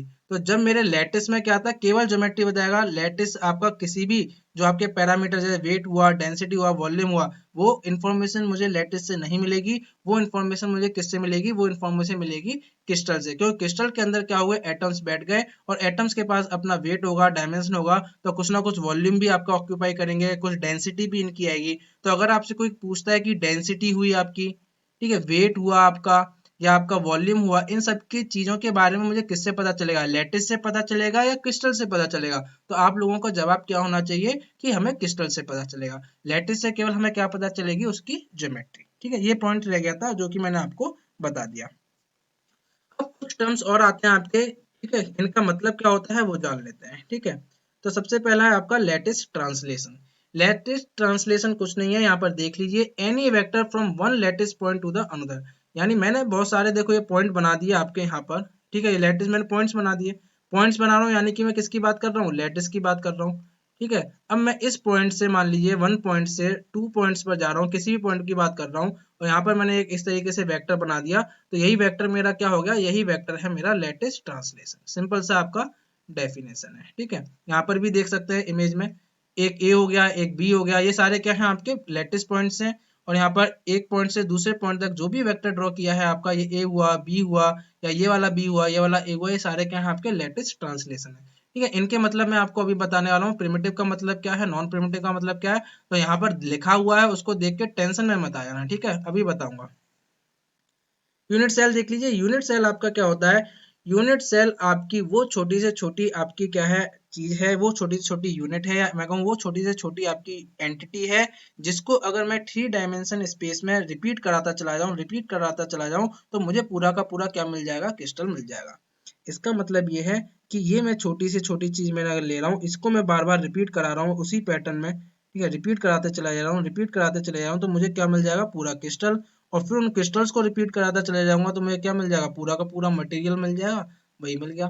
देखिए ये यूनिट सेल है आपकी छोटी से छोटी यूनिट, यहाँ देख लीजिए इमेज में, ठीक है। और इसको मैंने देखिए यहाँ पर भी लगाया, इसको इसके बगल में, इसके भी यहाँ पीछे भी लगाया, ऊपर भी लगाया, तो पूरा का पूरा मुझे क्या मिल गया, एक लैटिस मिल गया, ठीक है, क्रिस्टल लैटिस। तो क्रिस्टल लैटिस क्या आपका यूनिट सेल क्या है, क्रिस्टल लैटिस की वो छोटी से छोटी यूनिट है कि अगर उसको मैं 3 डायमेंशन स्पेस में रिपीट कराता जाऊं तो मुझे पूरा का पूरा क्रिस्टल लैटिस मिल जाता है। क्लियर हो गया यूनिट सेल, क्लियर हो गया यूनिट सेल। चलिए आगे चलते हैं। तो इसमें दो टाइप आपके आते हैं बच्चों, दो टाइप के आते हैं, एक होता है प्रिमिटिव, एक होता है नॉन प्रिमिटिव। अब ध्यान से सुन लीजिएगा प्रिमिटिव और नॉन प्रिमिटिव का मतलब क्या है, ठीक है। फिर आप ये डेफिनेशन देखोगे तो ये आपको क्या हो जाएगा, क्लियर हो जाएगा। अब मैं जो बताने वाला हूँ वो सुन लीजिए। एक तरीका क्या होता है, एक तरीका आपका क्या है, मान लीजिए ये वाला ले लीजिए इमेज, ये जो इमेज आपका बना हुआ है पहला फर्स्ट नंबर इमेज देख लीजिए, फर्स्ट नंबर जो इमेज है उस ठीक है सॉरी, फर्स्ट नंबर जो इमेज है उसको देखिए, इसने एरो बना के लिख रखा है प्रिमिटिव यूनिट सेल। अब इसका मतलब क्या है, मैं इस इमेज को यहाँ पर ड्रॉ कर लेता हूँ। एक आपका ये दे रखा है, एक आपका ये दे रखा है, एक आपका ये दे रखा है, और इस तरीके से आपके ज्वाइन है, ठीक है। तो मैं आपको एक डेफिनेशन बताऊं मैं, या एक आपको कहूं, जब भी आपके number of total number of effective unit आपके एटम्स, ठीक है, total number of effective atoms unit cell में, ठीक है, यहाँ लिख लीजिए total, total number of effective atoms in a unit cell जब आपके 1 हो जाए तो उस सेल को हम क्या बोलते हैं, प्रिमिटिव यूनिट सेल बोलते हैं, ठीक है। दोबारा लिख लीजिए, यहाँ मैं आपका साफ साफ लिख देता हूं, जब मेरे total number of effective atom, ठीक है, देखिए ध्यान दीजिएगा, total number of effective atoms in a unit cell जब मेरे आपके कितना हो जाए, 1 हो जाए, तो उसी यूनिट सेल को मैं क्या बोलता हूँ, उसी टाइप की यूनिट सेल मेरी बन जाती है प्रिमिटिव। इतना याद रखिए बस, ये डेफिनेशन आपकी हमेशा काम कर जाएगी। तो अभी जैसे मैंने ये लिया था, तो यहाँ देख लीजिए एक एटम ये था, एक एटम ये था, एक एटम ये था, एक एटम ये था, ऐसे जुड़े हुए थे सर जी, बिल्कुल ठीक है जुड़े हुए थे। अब मैं अगर केवल इतना इतना ये जो आपका स्क्वायर बना हुआ है इसको बात करूं, तो ये वाला कॉर्नर देखिए आपका कितना पार्ट कवर कर रहा है, 1/4 इस एटम का। ये वाला पार्ट आपका देखा तो ये 1/4 पार्ट कवर कर रहा है इस एटम का, ये भी 1/4 और ये भी 1/4। तो अगर मैं टोटल देखूं तो 1/4 पार्ट कवर कर रहा है हर एटम। टोटल कितने एटम है, 1 2 3 4, सर जी 4 एटम है। तो यहाँ पर total number of active atom कितने आए इसमें, 1। तो total number of active atom मेरा 1 आया, तो इसका मतलब क्या है, ये प्रिमिटिव सेल है। अब दूसरा एग्जांपल देखो जिसको ये क्या बोल रहा है, नॉन प्रिमिटिव सेल।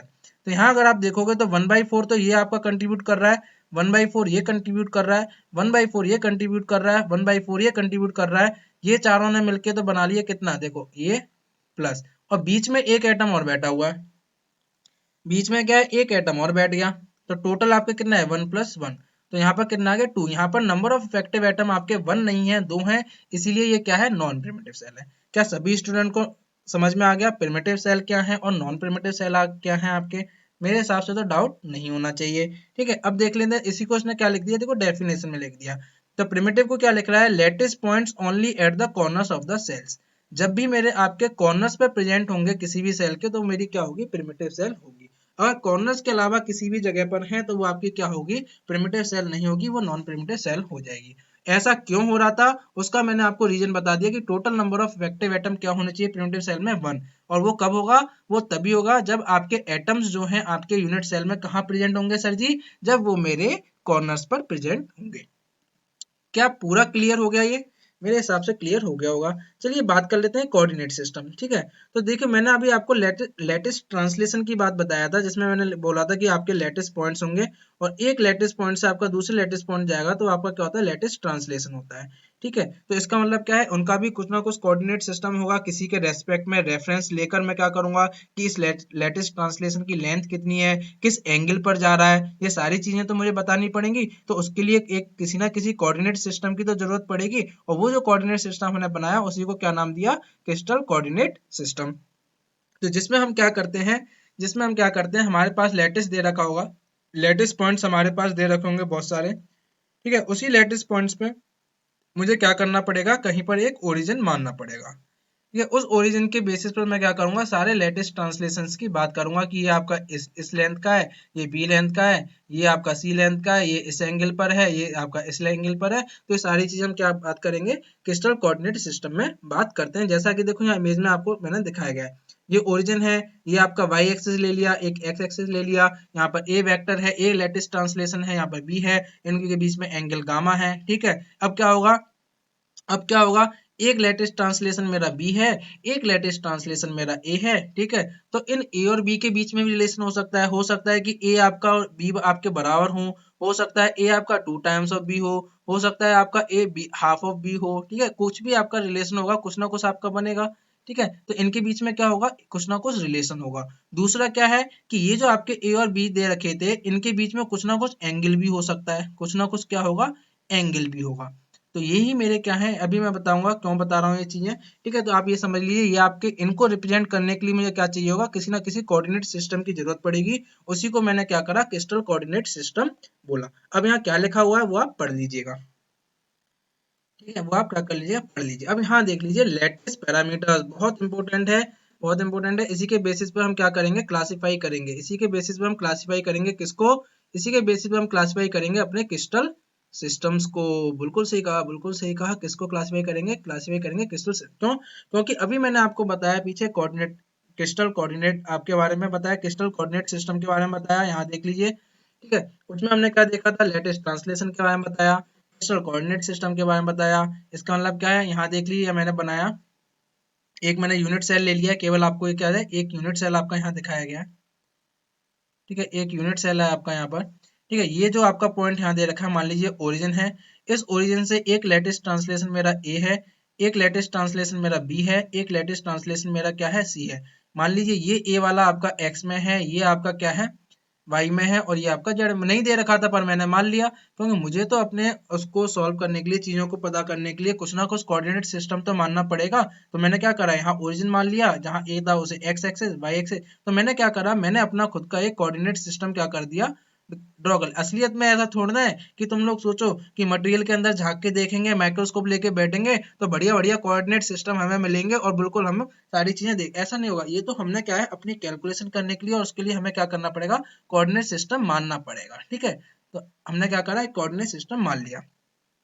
अब क्या है, ये latest parameter A B C, इनके बीच में देखो यहाँ लिख लिया मैंने लेटेस्ट पैरामीटर, ठीक है। तो ये भी आपके जो लेटेस्ट ट्रांसलेशन है, आपके जो भी लेटेस्ट ट्रांसलेशन है, जैसे ए वेक्टर बी वाला हुआ और सी वाला हुआ, और इनके बीच में मान लीजिए एंगल, जैसे कि ये था अल्फा बीटा गामा, ठीक है। अल्फा आपका बी और सी के बीच में, बीटा आपका सी और ए के बीच में, गामा आपका बी ए और बी के बीच में, ठीक है। अल्फा बीटा और गामा, ठीक है। यही जो आपके तीनों चीज है, लेटेस्ट ट्रांसलेशन और उनके बीच में जो एंगल है, इन्हीं को हम कंबाइन करके बोलते हैं लेटेस्ट पैरामीटर्स, ठीक है।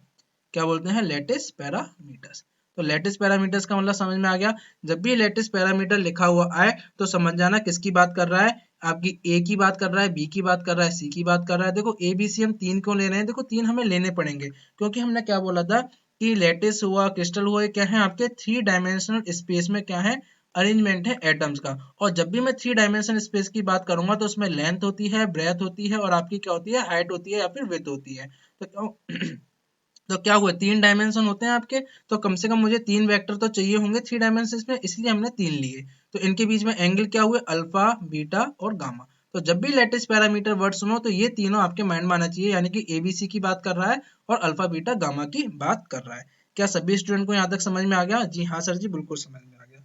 अब क्या होगा, अब क्या होगा बच्चों, अब क्या होगा, अब ये होगा कि इन लेटेस्ट पैरामीटर्स के बीच में क्या रिलेशनशिप है। बिल्कुल ध्यान से सुनना, इन लेटेस्ट पैरामीटर्स के बीच में क्या रिलेशनशिप है, कि a इक्वल टू बी है या b इक्वल टू सी है, या तीनों बराबर है या तीनों बराबर नहीं है, या अल्फा बीटा गामा 90 है या नहीं है, या कोई 120 डिग्री है, या मतलब जो भी रिलेशनशिप है इन लेटेस्ट पैरामीटर्स के बेसिस पर, उन्हीं बेसिस पर, उनकी रिलेशनशिप के बेसिस पर ही हमने क्या करा है, अपने अपने क्रिस्टल सिस्टम को क्या करा है, क्लासीफाई करा है।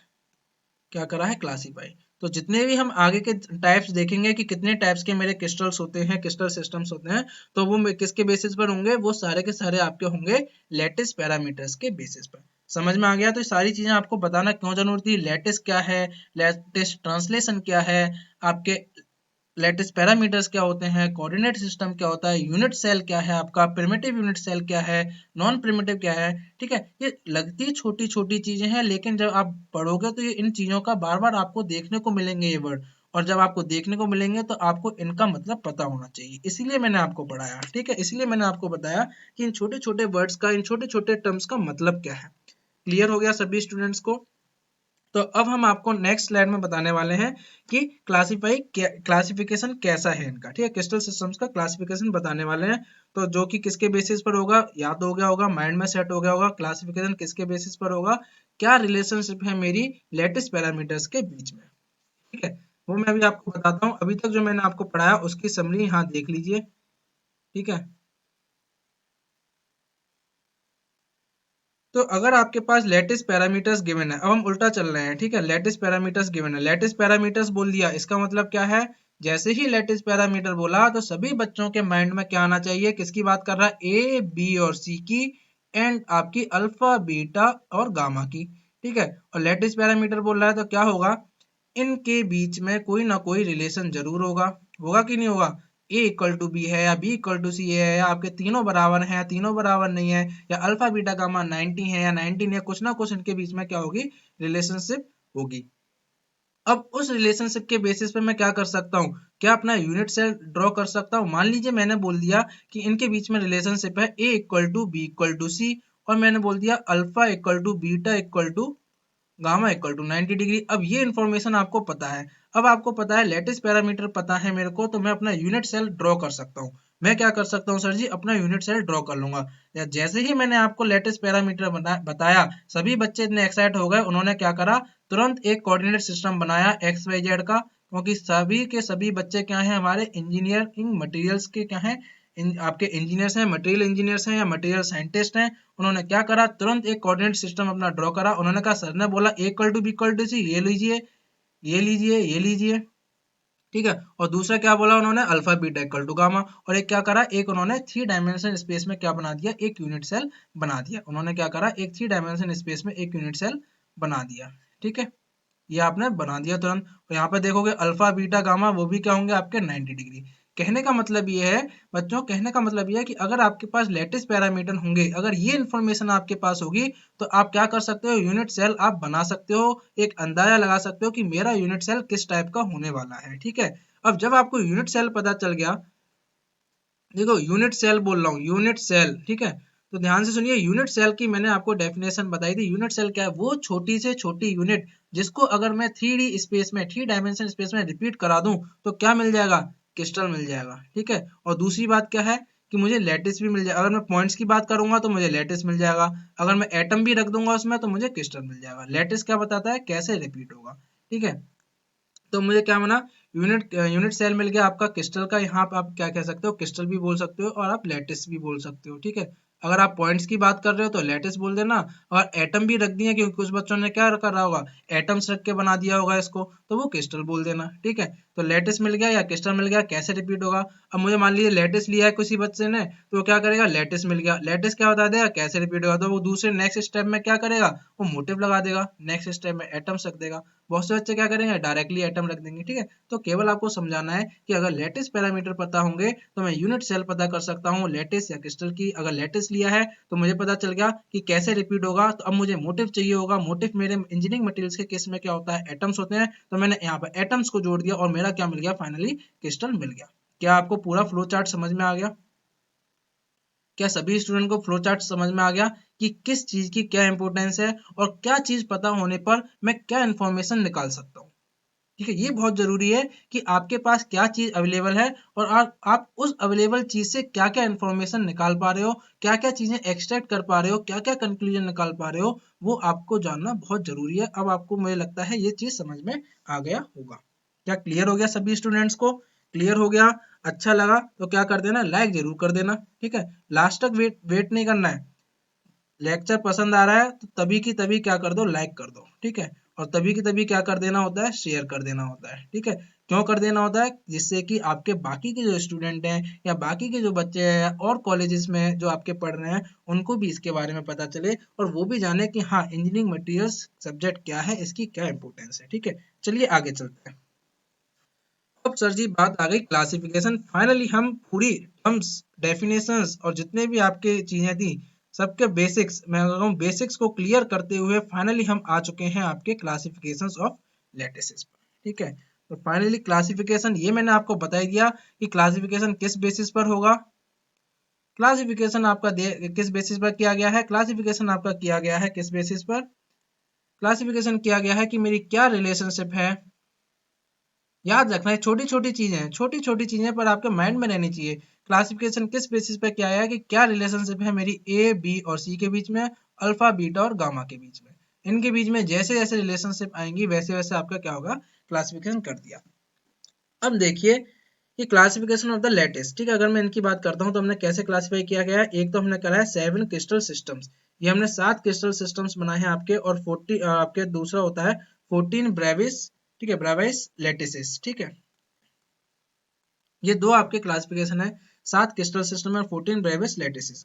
चलिए आगे देख लेते हैं। यहाँ पर मैंने सारा लगा रखा है लेकिन यहाँ पर थोड़ा समझ में नहीं आ रहा है, लेकिन आप देख लीजिएगा, मैं आपको इसकी एक अच्छी सी इमेज दिखाता हूँ। ठीक है, यहाँ पर थोड़ा क्लियर नहीं है, ये क्लियर नहीं है, तो इसकी मैं आपको एक अच्छी सी इमेज दिखाता हूँ। ये सारे आपके क्या हैं, ब्रेविस लैटिसेस। ठीक है, इन पर मैं अभी आने वाला हूँ, बस अभी आऊंगा 2 मिनट में। ये इमेज थोड़ी क्या है, पहले लग गई है। ठीक है, जो कि बाद में लगनी चाहिए थी। ये भी आपके क्या है, ब्रेविस लैटिसेस है, ये इमेज थोड़ी पहले लग गई है जो कि आपकी 2 स्लाइड बाद लगनी चाहिए थी। हम बात कर लेते हैं यहाँ पर। यहाँ पर देखिए, इसका आप स्क्रीनशॉट ले लीजिएगा, मेन इंपोर्टेंट आपकी चीज यही है। ठीक है, पीछे की स्लाइड क्या थी वो मैं आपको अभी बताऊंगा। तो मैंने बोला 7 क्रिस्टल सिस्टम थे, क्या थे, 7 क्रिस्टल सिस्टम से मैंने क्या करा है, आपको क्लासिफाई किया गया है।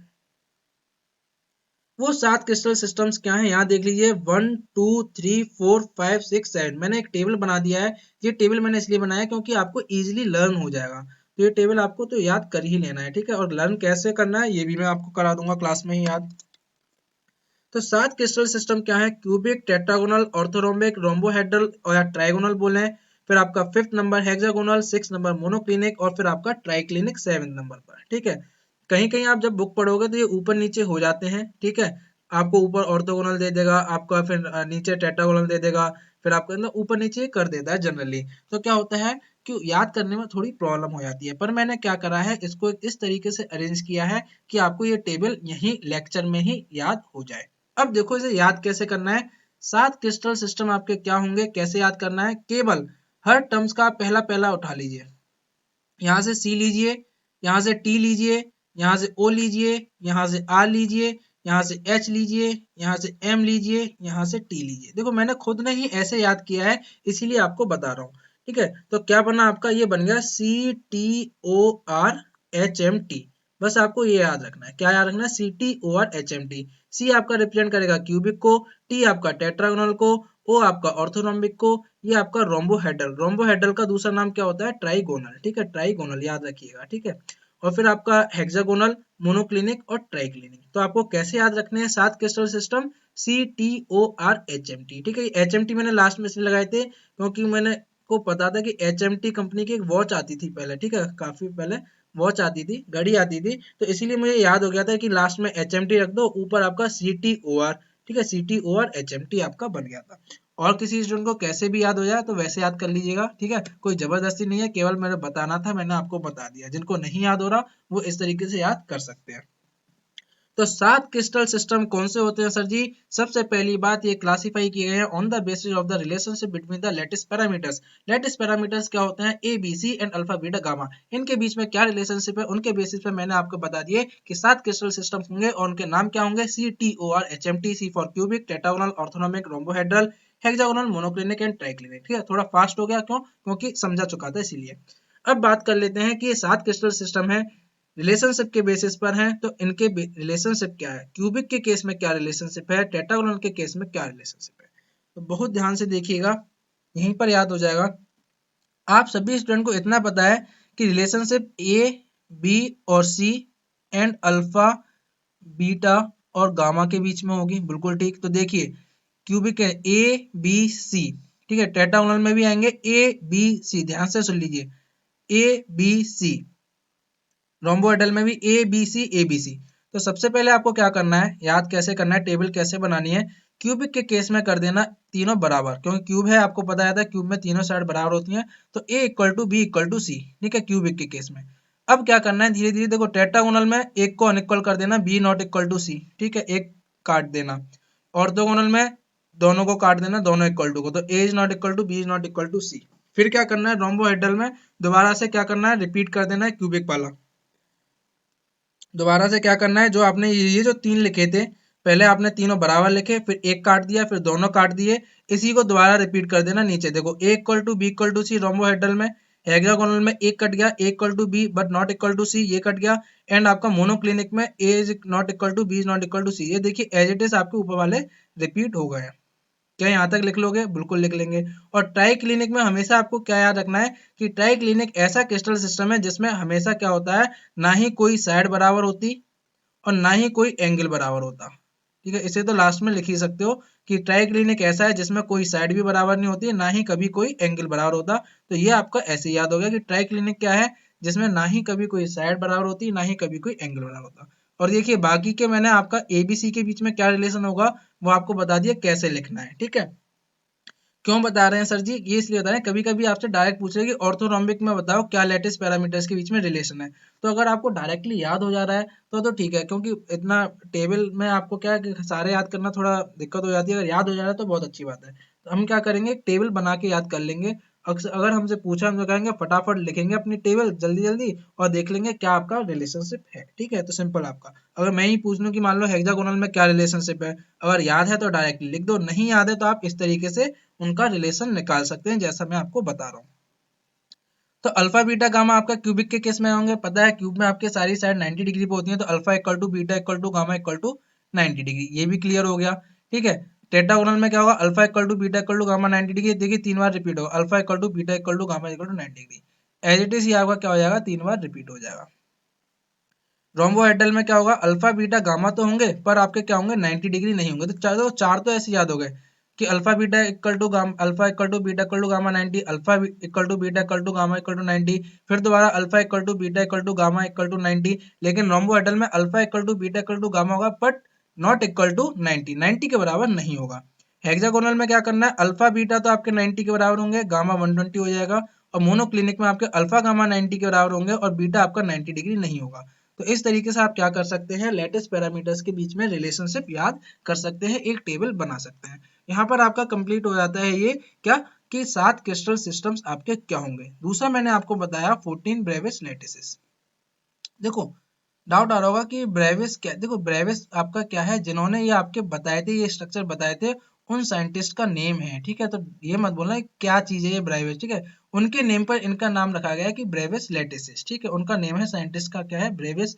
साइंटिस्ट हुए थे, उन्होंने ये क्रिस्टल सिस्टम्स के बारे में और उनके बारे में बताया था कि क्या क्या स्ट्रक्चर उनका हो सकता है, ठीक है। काफी सारे उन्होंने अपनी रिसर्च करी, ठीक है, उस बेसिस पर फाइनल ये आपका कंक्लूजन निकाला, ठीक है। ऐसा नहीं है कि एकदम से बैठे रात भर और कहा कि 7 क्रिस्टल सिस्टम होंगे और 14 ब्रेविस लैटिस होंगे, ये नहीं, काफी रिसर्च करी, पहले मान लिया आपके 40 निकाले इन्होंने, फिर क्या देखा, अरे 40 में से बहुत से तो रिपीट हो रहे हैं, ठीक है, उन्होंने रिपीट वाले हटाए, देखे कौन कौन से रिपीट हो रहे हैं, फिर मान लो निकल के आए 25, उन्होंने कहा अरे इसमें से भी बहुत से रिपीट हो रहे हैं, फिर 20 निकल के आए और फाइनली उन्होंने जब करा तो 14, ठीक है। तो ये नहीं है कि एक रात में बैठ के उन्होंने निकाल दिए, ठीक है, काफी रिसर्च की गई, एक्सपेरिमेंट किए गए, उन्होंने अपना दिमाग लगाया, उसके बाद ये फाइनल टेबल आपकी आई और उन्होंने बताया कि कितने आपके होंगे, ब्रेविस लैटिसेस होंगे।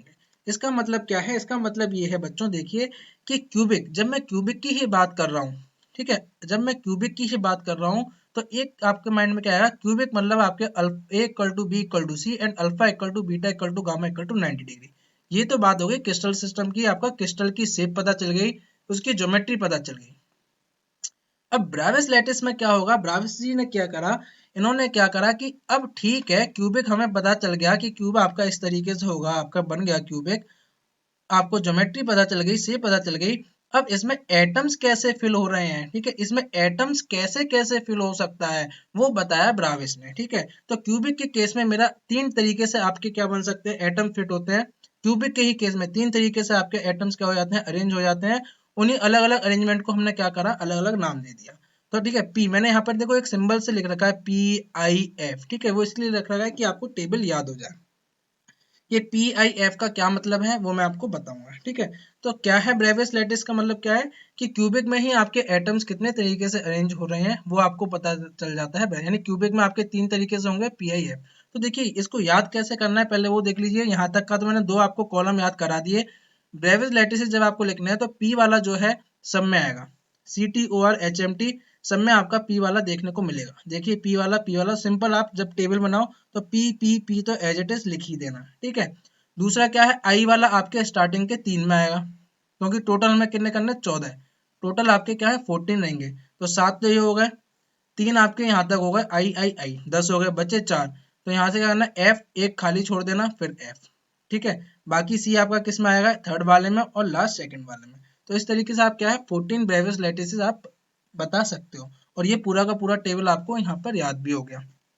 क्लियर हो गया, सभी स्टूडेंट को क्लियर हो गया। अब देख लेते हैं PIF का मतलब क्या है, ठीक है, PIF का मतलब क्या है, ठीक है। तो P का देख लीजिए, P का मतलब है आपका प्रिमिटिव, P का मतलब है प्रिमिटिव, या कभी कभी हम इसे ही बोल देते हैं सिंपल, ठीक है।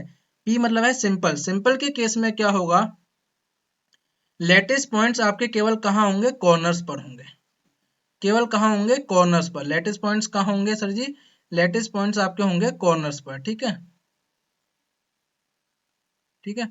लेटिस पॉइंट कहाँ होंगे, केवल कॉर्नर्स पर, सिंपल और प्रिमिटिव। सिंपल का मतलब क्या है, लेटिस पॉइंट्स आपके कॉर्नर्स पर हैं। आई का मतलब क्या है, आई का मतलब है बॉडी सेंटर्ड। इसका मतलब क्या है बॉडी सेंटर्ड का, कि आपके कॉर्नर्स पर तो प्रेजेंट होंगे ही होंगे, ठीक है, कॉर्नर्स पर तो प्रेजेंट होंगे होंगे, लेकिन एक बॉडी के सेंटर में भी प्रेजेंट होगा, ठीक है। फेस सेंटर्ड में क्या है, देखो फेस लिखा हुआ है, एफ मतलब फेस सेंटर्ड, फेस मतलब आपके कॉर्नर्स पर तो प्रेजेंट होंगे ही होंगे, साथ में हर फेस के सेंटर पर भी क्या होगा, प्रेजेंट होगा। क्या चीजें समझ में आ रही हैं। और सी मतलब आपका क्या था, एंड सेंटर्ड या फिर बेस सेंटर्ड।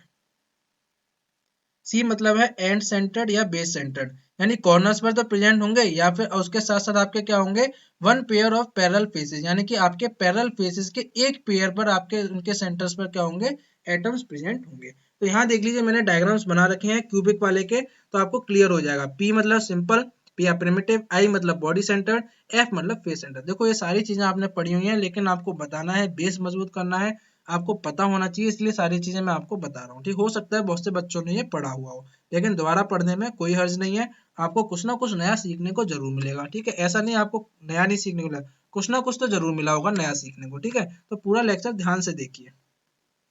तो प्रिमिटिव में मैंने क्या बताया, प्रिमिटिव में मैंने बताया था कि केवल कॉर्नर्स पर, देखो कॉर्नर्स पर ही प्रेजेंट है, कॉर्नर्स पर ही प्रेजेंट है, सारे के सारे जितने भी एटम्स हैं आपके कहाँ पर हैं, कॉर्नर्स पर ही प्रेजेंट है, ये कॉर्नर्स पर ही प्रेजेंट है। फिर मैंने बोला कि आई वाले केस में जो बॉडी सेंटर्ड है उसमें कॉर्नर्स पर तो प्रेजेंट होंगे ही होंगे, देखो कॉर्नर्स पर प्रेजेंट होंगे ही होंगे, लेकिन साथ में क्या होगा, बॉडी के सेंटर पर भी एक प्रेजेंट होगा।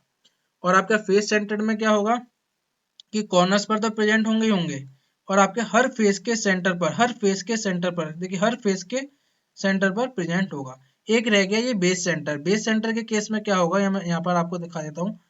बेस सेंटर के केस में क्या होगा, कि इस तरीके से आपका ये यूनिट सेल है, तो हर कॉर्नर्स पर तो प्रेजेंट रहेगा ही रहेगा, हर कॉर्नर पर प्रेजेंट रहेगा। साथ में क्या कह रहा है, किन्हीं भी आपके एक पेयर ऑफ पैरेलल फेसेस, या तो देखो ऊपर वाला या नीचे वाला हो सकता है, या आपका आगे वाला या पीछे वाला हो सकता है, या लेफ्ट और राइट, कोई भी जो आपके पैरेलल आपका पेयर है आपका पैरेलल फेसेस का, उनके सेंटर पर प्रेजेंट हो। मान लीजिए मैं ऊपर वाला और नीचे वाला ले लेता हूँ, एक यहाँ लगा दूंगा, एक यहाँ लगा दूंगा, तो ये कौन सा केस बन जाएगा, बेस सेंटर का या फिर आपका एंड सेंटर का।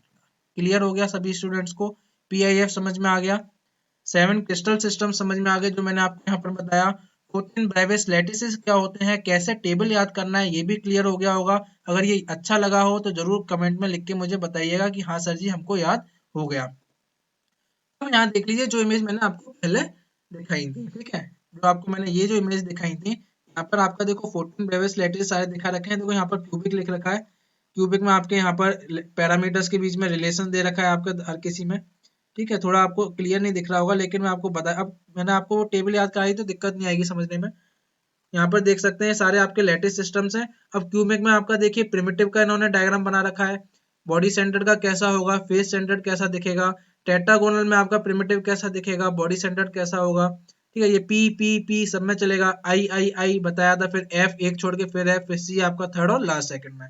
तो सेम वैसे ही आपका टेबल बना हुआ है, बस इन्होंने क्या करा है यहाँ पर डायग्राम्स बना दिए हैं। तो यहाँ पर ये डायग्राम्स क्या है, थोड़े क्लियर नहीं है जैसा कि मैंने बताया, तो इसलिए मैंने आपका ये वाला इमेज लगाया था। ठीक है, इसलिए मैंने आपका ये वाला इमेज लगाया था। ठीक है, यहाँ पर आप देख सकते हैं ये आपके क्यूबिक वाले केस के हैं। ठीक है, ये आपके टेट्रागोनल में दो कौन से बनेंगे, ये ऑर्थोनॉमिक में आपका कैच टाइप से आपका अरेंजमेंट होगा एटम्स का, तो यहाँ थोड़ा आपको क्लियर दिखाई दे रहा है।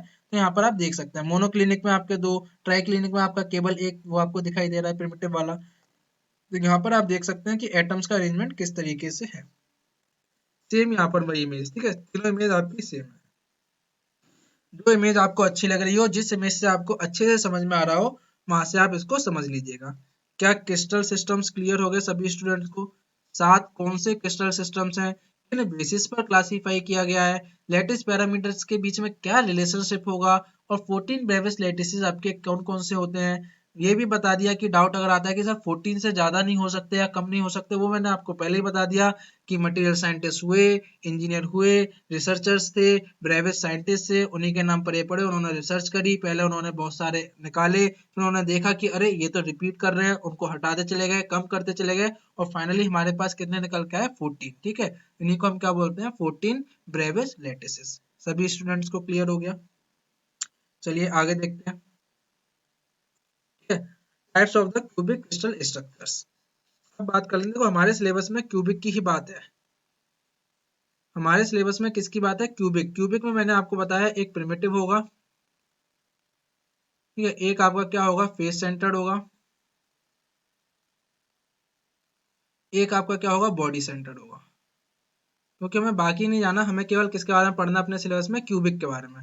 तो वही बात करना है, types of the cubic crystal systems क्या होंगे, 3 टाइप के होंगे, प्रिमिटिव, फेस सेंटर्ड और आपका बॉडी सेंटर्ड। प्रिमिटिव मैंने बता ही दिया, प्रिमिटिव में क्या होते हैं, आपके कॉर्नर्स पर प्रेजेंट होंगे। ठीक है, यहाँ पर आपका कॉर्नर्स कॉर्नर्स पर प्रेजेंट होंगे, प्लस आपके फेस के सेंटर पे होंगे, ऑल फेसेस के सेंटर पर होंगे। और बॉडी सेंटर में क्या होगा, आपका कॉर्नर्स पर प्रेजेंट होंगे, प्लस आपका बॉडी सेंटर पर प्रेजेंट होगा। ठीक है, क्लियर है सारी चीजें? सारी चीजें क्लियर होंगी। जल्दी जल्दी फटाफट देख लेते हैं आपका क्या चीज है। ये मैं आपको बता चुका हूँ क्रिस्टल स्ट्रक्चर क्या है, सिंपल क्यूबिक कैसा होता है, बॉडी सेंटर और फेस सेंटर। ठीक है, आगे चलते हैं। यहाँ पर देख लीजिए, ये है आपके, यहाँ पर काफी अच्छा इमेज दे रखा है। यहाँ पर आपके 3 टाइप्स के जो क्यूबिक क्रिस्टल सिस्टम्स हैं, 3 टाइप्स के जो क्यूबिक क्यूबिक वाले की बात कर रहा हूँ, क्यूबिक क्रिस्टल सिस्टम्स। ठीक है, ध्यान से देखिए, एक एक टर्म इंपोर्टेंट है। क्रिस्टल सिस्टम खुद में 7 तरीके के हैं। यहाँ पर मैं उन 7 में से केवल किसकी बात कर रहा हूँ, क्यूबिक वाले की। और उस क्यूबिक में भी आपके कितने होते हैं, 3 टाइप के होते हैं। ठीक है, वही 3 टाइप क्या थे जो ब्रेविस ने हमें बताया था कि क्यूबिक में 3 तरीके से अरेंजमेंट हो सकता है। ठीक है, तो ये वाला आपका क्या था, ये प्रिमिटिव था, ये वाला आपका बॉडी सेंटर था आपका, और ये वाला आपका फेस सेंटर था। ठीक है, एफ से रिप्रेजेंट किया था, इसको आई से रिप्रेजेंट किया था, इसको आप सिंपल भी बोल सकते हो। ठीक है, अब क्या इनका, ये सारी चीजें आपने पढ़ी हुई हैं, ज्यादा डिटेल में नहीं जाएंगे, सारी चीजें आपने पढ़ी हुई हैं, तो केवल ध्यान से बस एक बार सुन लीजिए। इसमें कॉर्नर्स में क्या इतने ही छोटे छोटे एटम होते हैं, नहीं, यहाँ देखिए 3D इमेज इनके बढ़िया सा। ये एटम आपका देखिए, ये पूरा एटम, और ये जो इस कॉर्नर पर है, कॉर्नर नंबर 1 पर, और ये एटम देखिए कॉर्नर नंबर 2 पर। समझ में आया आप कैसे अरेंज है, आपस में टच कर रहे हैं, ये सारे के सारे क्या कर रहे हैं, आपस में टच। ये तो केवल हम दिखाने के लिए, समझाने के लिए बना दिया है, यहाँ पर आपको बिना टच करते हुए दिखाई देते हैं, लेकिन ये आपस में टच कर रहे हैं एक दूसरे को। यहाँ देख लीजिए, बॉडी सेंटर में एक बीच में होगा, आपस में टच कर रहे होंगे, फेस सेंटर में इस तरीके का अरेंजमेंट होगा। तो क्या कुछ क्लियरिटी मिली आपको कि हाँ किस तरीके से एटम्स का अरेंजमेंट होता है? ठीक है, क्योंकि एटम्स के ही अरेंजमेंट क्या है, वही तो उनका स्ट्रक्चर है, और स्ट्रक्चर पर ही क्या डिपेंड कर रही है बच्चों, स्ट्रक्चर पर ही डिपेंड कर रही है प्रॉपर्टीज। और प्रॉपर्टीज क्यों जानना चाहते हैं, क्योंकि मुझे अपने काम के लिए मटेरियल को सिलेक्ट करना है। अगर मटेरियल सिलेक्ट नहीं कर पाऊंगा तो मैं अपना प्रोडक्ट कैसे बनाऊंगा। मटेरियल सिलेक्ट करना है तो प्रॉपर्टीज पता होनी चाहिए, प्रॉपर्टीज पता हो कैसे होंगी, जब मुझे उनका स्ट्रक्चर पता होगा। मैंने आपको पहले भी बताया कि ये सारा काम स्ट्रक्चर और प्रॉपर्टीज वाला काम कौन करते हैं, मटेरियल साइंटिस्ट या मटेरियल इंजीनियर, इनका काम होता है केवल स्ट्रक्चर की स्टडी करना और उनके बेसिस पर प्रॉपर्टी बनाना, और अपनी एक किताब में क्या कर देते हैं, लिख देते हैं कि भैया इस मटेरियल का ये स्ट्रक्चर है, इस मटेरियल की ये प्रॉपर्टी है।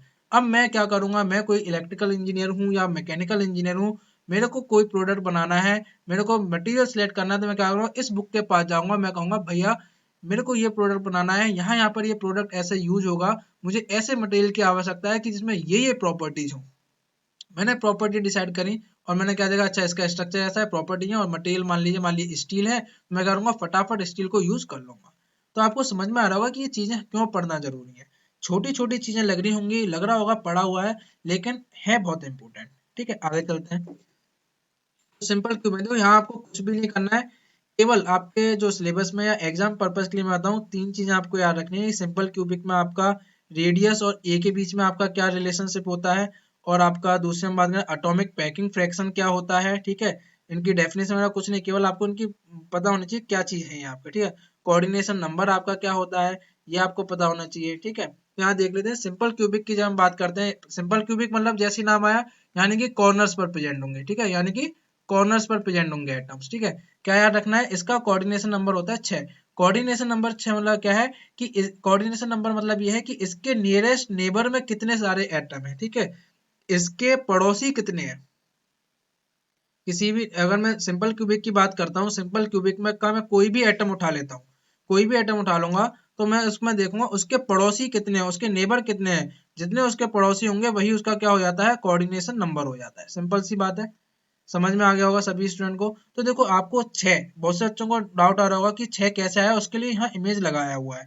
तो यहाँ पे आप मान लीजिए सारे सिंपल क्यूबिक के हैं, यहाँ पे आप इसको पकड़ लोगे तो देखिए इसके बगल में एक, इसका दूसरा पड़ोसी दूसरा, इसका पड़ोसी मान लीजिए तीसरा, ये हो गया तीसरा, चौथा, एक इसकी छत पे बैठा हुआ है और एक इसके ग्राउंड फ्लोर पे बैठा हुआ है। तो टोटल कितने पड़ोसी हैं इसके आसपास, 6। तो इसका कोऑर्डिनेशन नंबर कितना हो गया, 6 हो गया। ठीक है, तो ये बस आपको याद रखनी है, ये वैल्यू याद रखनी है, और थोड़ा थोड़ा मैंने इमेज लगा दिया जिससे आपको क्लियरिटी आया कि आया कैसे है। ठीक है, बाकी आपको और कुछ नहीं करना है। एटॉमिक पैकिंग फ्रैक्शन क्या होता है, केवल यहाँ पर देख लीजिए क्या है, volume of the atom in a unit cell, atoms की कितनी वॉल्यूम है अपॉन आपकी volume of the unit cell. जैसा कि आप देख सकते हैं कि आपका एटम आपके लेटेस्ट पॉइंट्स पर बैठे हुए हैं, तो ऐसा जरूरी नहीं है कि यूनिट सेल की जो वॉल्यूम है वो पूरी की पूरी वॉल्यूम ऑक्यूपाई कर लें, यानी कुछ वॉल्यूम वो ऑक्यूपाई करेंगे, कुछ वॉल्यूम आपकी खाली रहेगी। तो एटॉमिक पैकिंग फ्रैक्शन मतलब आपका क्या है कि मेरी एटम्स ने कितनी वॉल्यूम ऑक्यूपाई करी है और टोटल मेरी यूनिट सेल की वॉल्यूम कितनी थी। तो केवल आपको क्या याद रखना है, ये कि आपका सिंपल क्यूबिक के केस में जो आपका जो वैल्यू 0.52, ये क्यों बता रहा हूँ, क्योंकि न्यूमेरिकल्स जो आपके आएंगे एग्जाम में उनमें ये चीजें यूज होती हैं। ठीक है, तो ये आपको फाइनल रिजल्ट से याद होना चाहिए। वहां पे आप ये इस तरीके से फॉर्मूला लगा के निकालने नहीं बैठोगे, सिंपल क्यूबिक आ गया तो ये लगाओ फॉर्मूला निकालने के फिर आप निकाल लो 0.52, नहीं, डायरेक्टली यूज करो। क्या करो, डायरेक्ट, तो ये वैल्यू आपको क्या करनी है, याद रख लेनी है। ठीक है, दूसरा आपको क्या याद रखना है, आर और ए के बीच में रिलेशन। ए क्या था, लेटिस पैरामीटर था। ठीक है, आर क्या है मेरा, आर है आपका रेडियस ऑफ एटम। एक आपको ये हमेशा ये याद रखना है हर उसमें, सिंपल क्यूबिक में, फेस सेंटर में, बॉडी सेंटर में, कि आर और ए के बीच में रिलेशन क्या है। तो यहाँ पर आर और ए के बीच में क्या रिलेशन होता है, R is equal to A by two, या आप याद कर सकते हो ए इज इक्वल टू 2r। ठीक है, सभी स्टूडेंट्स को क्लियर हो गया, ये रिलेशन याद रखिएगा। ये हो गया कोऑर्डिनेशन नंबर, इसमें आपका 6 हो गया। एपीएफ एटॉमिक पैकिंग फ्रैक्शन इसमें आपका 0.52 हो गया। ये चीजें आपको याद रखनी है in case of the simple cubic. और दूसरा क्या याद रखना है आपको, total number of effective atom. Total number of effective atom मैं बता ही चुका था जब मैंने आपको प्रिमिटिव बताया था कैसे निकालते हैं। तो यहाँ देख लीजिए, केवल इसमें मैं आपको बताऊंगा सिंपल क्यूबिक में, बाकी आप समझदार हैं, आप अपने आप निकाल लेंगे। तो जैसा कि आपको पता है सिंपल क्यूबिक में आपके केवल कॉर्नर्स पर प्रेजेंट होते हैं, टोटल 8 कॉर्नर्स होंगे। ठीक है, तो हर एक एटम आपका एक कॉर्नर पर कितना कंट्रीब्यूट करेगा, 1/8 पार्ट। ठीक है, अपना कितना कंट्रीब्यूट करेगा, 1/8 पार्ट। नहीं समझ में आ रहा तो यहाँ देख लीजिएगा, इस एटम को देख लीजिएगा, इसके ऊपर 4 डिब्बे हैं इस एटम के लाल वाले के, इसके नीचे 4 डिब्बे हैं, तो हर के टोटल डिब्बे कितने हो गए, 8। पूरा का पूरा एटम 8 डिब्बों से घिरा हुआ है, तो एक डिब्बे में कितना पार्ट जाएगा, 1/8। अब क्लियर हो गया, बिल्कुल क्लियर हो गया। तो 1/8 आपका 8 कर रहा है, टोटल 8 एटम है, तो टोटल नंबर इफेक्टिव एटम कितने आते हैं सिंपल क्यूबिक में, 1 आते हैं। तो छोटे छोटे रिजल्ट है, बाद में कंबाइन करके इनको दिखा दूंगा, तो आप लर्न कर लीजिएगा। क्लियर हो गया। सेम कहानी फेस सेंटर में है। ठीक है, फेस सेंटर में आपके एग्जाम्पल एल्यूमिनियम, कॉपर, एल्यूमिनियम, जब हम आपको यूनिट 2 पढ़ाएंगे सॉरी यूनिट 2 नहीं, जब हम आपको इम्परफेक्शंस पढ़ाएंगे, यूनिट 1 का ही पार्ट है, जब हम आपको डिसलोकेशंस पढ़ाएंगे इसमें, तब आपको बताएंगे कि डिसलोकेशंस की वजह से आपका एफसीसी कैसे आता है, बीसीसी कैसे आता है, इनका क्या कंट्रीब्यूशन रहता है किसी मटेरियल को एफसीसी बनाने में, किसी मटेरियल को बीसीसी बनाने में। ठीक है, तब हम आपको थोड़ा डिटेल में बताएंगे, जब आपको मजा आ जाएगा। फेस सेंटर्ड और बीसीसी एससीसी क्या होते हैं, जब हम आपको पूरी कहानी बताएंगे स्लिप सिस्टम्स की। अभी केवल आइडिया ले लो, ठीक है, अब आपको नया टर्म लग रहा होगा, लेकिन मैं आपको पूरा क्लियर कराने वाला हूँ। इन स्लिप सिस्टम्स की वजह से कैसे मेरा मटेरियल एफसीसी बीसीसी एससी आपका सिंपल क्यूबिक हो जाता है। एग्जाम्पल देख लीजिए इसके, एल्यूमिनियम, कॉपर, ये आपके हैं। इसका कोऑर्डिनेशन नंबर कितना होता है, 12। यानी कोऑर्डिनेशन नंबर क्या होता है, इसके नेबर वाले एटम, इसके पड़ोसी कितने हैं सर जी, इसके पड़ोसी 12 हैं भैया, 12 पड़ोसियों से घिरा हुआ है, बहुत रिच आदमी है ये, जो फेस सेंटर वाला है ये बहुत रिच है। इसके बराबर में इसके आस पड़ोस में टोटल कितने पड़ोसी हैं, 12। ठीक है, यहाँ देख लीजिए इसका स्ट्रक्चर कैसे दिखाई देता है 3D में और आपका 2D में। दूसरा क्या बताया था, नंबर ऑफ इफेक्टिव एटम्स बताए थे आपको, नंबर ऑफ इफेक्टिव एटम्स कैसे होंगे, सेम इसमें भी कहानी वैसी रहेगी। आपके 1/8 तो क्या होंगे हर कॉर्नर्स पर, तो देखिए 1/8 हर कॉर्नर्स पर, और आपका हर फेस पर क्या होगा 1/2 पोर्शन कंट्रीब्यूट करेगा, तो 6 फेस 1/2, तो 3 ये आ गया प्लस आपका ये आ गया, टोटल कितने हो गए, टोटल नंबर इफेक्टिव एटम 4। तो ये याद रखिएगा, कोऑर्डिनेशन नंबर इसमें 12, total number of effective atom इसमें 4। ठीक है, एटॉमिक पैकिंग फ्रैक्शन इसमें कितना रहता है आपका, ये 0.74, ये याद रखिएगा। ठीक है, दूसरा आपको क्या रखना है, लेंथ आर और ए के बीच में रिलेशन, ये वाला। ठीक है, तो यहाँ पर आपका क्या आ रहा है, अगर मैं यहाँ पर निकालता हूँ R is equal to A upon 2√2 आपका आएगा, और मैं लिख सकता हूँ A is equal to 2√2 R. ठीक है, ये एफसीसी केस में ये याद कर सकते हो रिलेशन। सिंपल क्यूबिक के केस में क्या आया था, A is equal to 2 are आया था। ठीक है,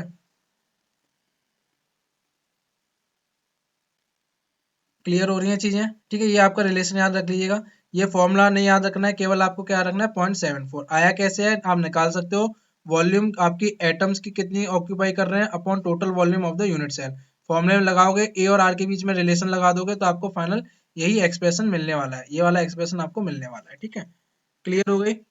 बॉडी सेंटर सेम आपका बॉडी सेंटर के साथ है, बॉडी सेंटर में क्या होगा, कॉर्नर्स पर प्रेजेंट होंगे, देखो कॉर्नर्स पर प्रेजेंट है, एक आपका सेंटर पर प्रेजेंट है। Example chromium, tungsten, iron. ठीक है, टेंटेलम, मोलिब्डेनम, इसका कोऑर्डिनेशन नंबर कितना होता है, इसका कोऑर्डिनेशन नंबर होता है 8। कैसे, बीच वाला एटम पकड़ लो, इसका पड़ोसी 1 2 3 4 5 6 7 8, तो इसके आपके कितने पड़ोसी 8।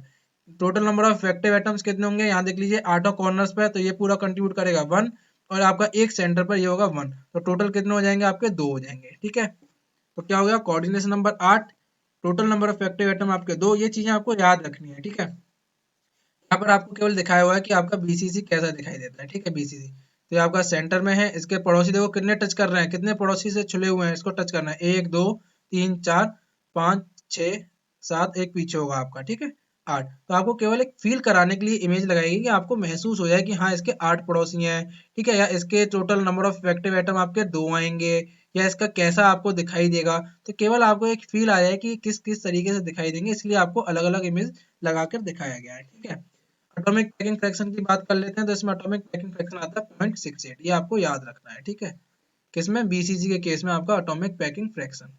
दूसरा आपको क्या रखना है, ए और आर के बीच में रिलेशन। ठीक है, तो यहाँ पर आपका ये आ गया ए इज इक्वल टू 4r/√3। ठीक है, ये आपका किस केस में, ये आपका बीसीसी के केस में है, और ए इज इक्वल टू 4r/√2 ये किसके केस में था, ये आपका एफसीसी के केस में था। और ए इज इक्वल टू 2r किसके केस में था, आपका सिंपल क्यूबिक के केस में था। ठीक है, तो सारे मैंने यहाँ लिख दिए, अभी एक टेबल दिखाऊंगा उसमें आपके सारे मिल जाएंगे, तो ये आपको फाइनल रिजल्ट याद रखने हैं। ठीक है, और क्या क्या टर्म का क्या मतलब था वो भी मैंने आपको बता दिया। कैसे निकालोगे एपीएफ, ये आ गया फॉर्मूला, ये आपको लगाओगे सारे तो आपका 0.68 निकल के आ जाएगा। हाँ देख लीजिए, कोऑर्डिनेशन नंबर वाला द्वारा इमेज आपको फील कराने के लिए लगाई है कि 6 कैसे होता है। ठीक है, बीच में ये एटम पकड़ लिया सिंपल क्यूबिक में, इसके पड़ोसी 1 2 3 4 5 6 ऑलरेडी बता चुका हूँ। क्लियर है सर, ये सर ये क्लियर है, आगे चलिए।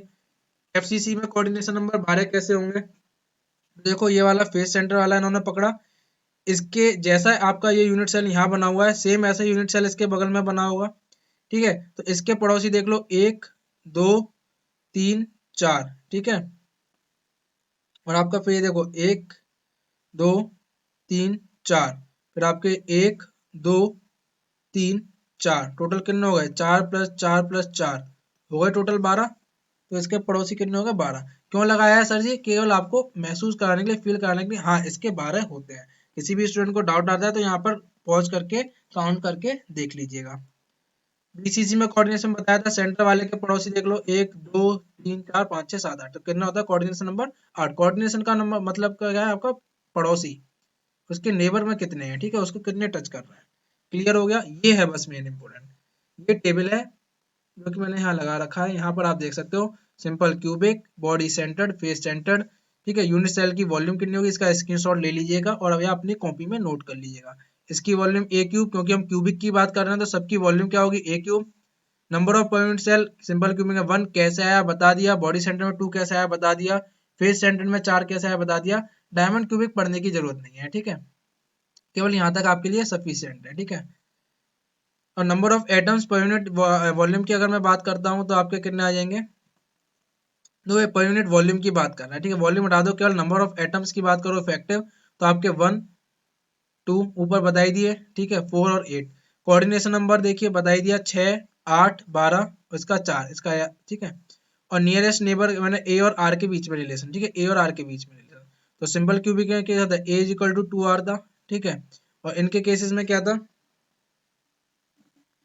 ये बीसीसी केस में मैंने बताया था A is equal to 4 R upon root 3, ठीक है। ये सिंपल रहता है याद करना, A is equal to 2 R, A is equal to 4 R, इसमें आपका A is equal to 4 R upon root 2। तो देखो एफसीसी में 4 आर अपॉन रूट 2, बीसीसी में अगर रूट 2 की जगह नीचे आपका रूट 3 आएगा तो ये सिंपल रहता है। तो मैंने तो इसी तरीके से याद कर रखा है, A equal to 2 R, A equal to 4 R upon root 3, A equal to 4 R upon root 2।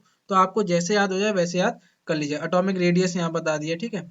Atomic packing fraction आपका बता दिया। तो यही मैंने बताया था, यही आपको याद रखना है। और क्या रखना है? कुछ इनके एग्जांपल्स कि आपका सिंपल क्यूबिक में पोलोनियम, ठीक है, फ्लोर्सपार, मैंगनीज, ठीक है, इसमें सोडियम, क्रोमियम, इसमें आपके एल्यूमिनियम।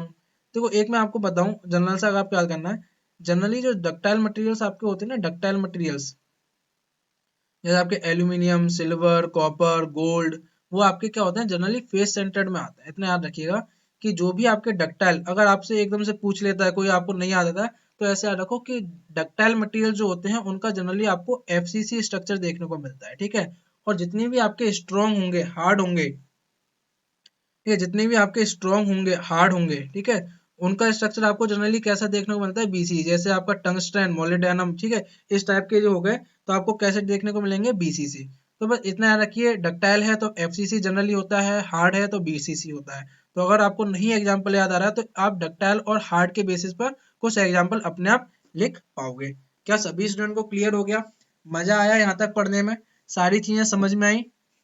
जरूर आई होंगी, ठीक है, कोई डाउट मेरे हिसाब से होगा नहीं, ठीक है, मजा आया होगा जरूर पढ़ने में।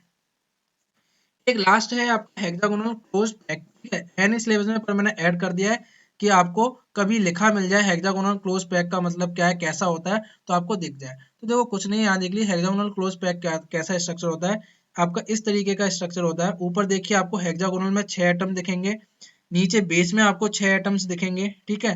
और आपका ऊपर वाले सरफेस के बीच में एक एटम दिखेगा, नीचे वाले सरफेस के बीच में एक एटम, यानी टोटल नीचे वाले बेस पर 7 होंगे, ऊपर वाले बेस आपके सरफेस पर 7 होंगे, और बीच में आपका एक जो सरफेस मिलेगा, बीच में इसके सेंटर पर बिल्कुल वहां पर आपको 3 एटम्स और मिलते हैं।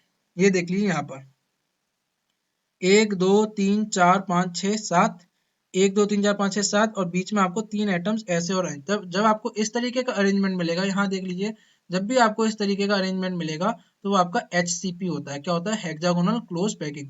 ये ए क्या लिख रखे हैं, बी क्या लिख रखे हैं, ये ए क्या, तो देखो नेमिंग कर दिए कि ये आपकी ए लेयर है इस टाइप की, इस टाइप का आपको एटम्स का अरेंजमेंट मिलेगा, उसको मैं बी लेयर के बोल दूंगा इस टाइप को। फिर से आपको यही मिला सेम, तो ये दोबारा से कौन सा आ गया? ए, तो इसको हम क्या बोल दिया इन्होंने? ए बी ए टाइप का बोल, ठीक है। बाद में बताएंगे जब आपको इम्परफेक्शन पढ़ाएंगे तो उसमें और बता देंगे, ठीक है।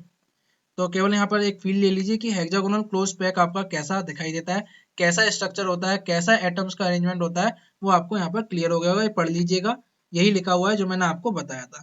केवल एक चीज याद रखिएगा कि आपको जो कभी कभी एग्जाम्स में पूछ ली जाती है कि ये देखिए इसकी हाइट c है और इसका जो बेस का जो हेक्सागोनल बना हुआ है उसकी लेंथ आपकी a है। तो ये आप जो है ये आपका इंपॉर्टेंट है, इसको रिलेशंस को याद रखिएगा कि c बाई a की जो वैल्यू होती है रेशियो की वो 1.63 होती है, और इसमें एटॉमिक पैकिंग फ्रैक्शन क्या होता है 0.74, और इसमें कोऑर्डिनेशन नंबर क्या होता है 12 होता है। ठीक है, कैसे आया क्या हुआ अभी इतना डेप्थ में मत जाइए, अगर किसी बच्चे को पूछना हो कि इसका एटॉमिक पैकिंग फ्रैक्शन 0.74 कैसे आया है, 12 कैसे आया है, सी बाई ए 1.63 कैसे आया है, तो वो कमेंट में लिख दीजिएगा। ठीक है, लेकिन वो मैं आपको कब बताऊंगा, जब आपके सिलेबस हो जाएगा उसके बाद। ठीक है, क्योंकि ये नहीं है सिलेबस में, हमें इतना डेप्थ में नहीं जाना है। अगर कोई इंटरेस्टेड है तो कमेंट में लिख दीजिएगा, मैं अलग से वीडियो बना दूंगा एससीपी के ऊपर। ठीक है, आपको पूरा क्लियर करके बता देंगे कि SCP hexagonal close pack structure कैसे होते हैं। ठीक है, तो यहाँ पर केवल आपको एक आइडिया देना था। क्या सभी स्टूडेंट को समझ में आ गया? और याद क्या रखना है, ये रिलेशंस याद रखिएगा जो कि काफी इंपॉर्टेंट है। देखो यहाँ लिख रखा है लर्न इट। ठीक है, अगर आप ये लर्न कर लोगे उसी से आपका काम चल जाएगा। क्या यहाँ तक सभी स्टूडेंट्स को समझ में आ गया? ठीक है, यहाँ तक कोई भी दिक्कत होनी नहीं चाहिए किसी भी स्टूडेंट्स को। ठीक है, आज का लेक्चर स्टूडेंट हमारा यहीं पर कंप्लीट हो जाता है। पूरा मैंने आपको बताया कि आपका क्रिस्टल सिस्टम्स के बारे में बता दिया, सारे पैरामीटर्स के बारे में बताया, बेसिक टर्म्स एंड डेफिनेशंस के बारे में बताया, सारी चीजें आपको मैंने क्लियर करा दी। ठीक है, नेक्स्ट लेक्चर में मैं आपको बताने वाला हूँ Miller indices, most important topic आपका मटेरियल साइंस का। इस लेक्चर को कोई भी स्टूडेंट मिस मत करना, काफी इंपोर्टेंट है। इसीलिए मैं इस पर सेपरेट लेक्चर लेके आऊंगा, पूरा एक डेडिकेटेड वीडियो इसके ऊपर होगा आपका, किसके ऊपर, मिलर इंडिसेस के ऊपर। ठीक है, तो ये हम आपका देखेंगे नेक्स्ट लेक्चर में। आज की क्लास स्टूडेंट हमारी यहीं पर एंड होती है। अगर किसी भी स्टूडेंट को कोई डाउट आता है तो प्रोसीजर में आपको बता चुका हूँ। ठीक है, डाउट आता है तो सबसे पहले क्या करना है, कमेंट करना है, या तो कमेंट में लिख दीजिए कि सर मुझको ये चीज समझ में नहीं आई है।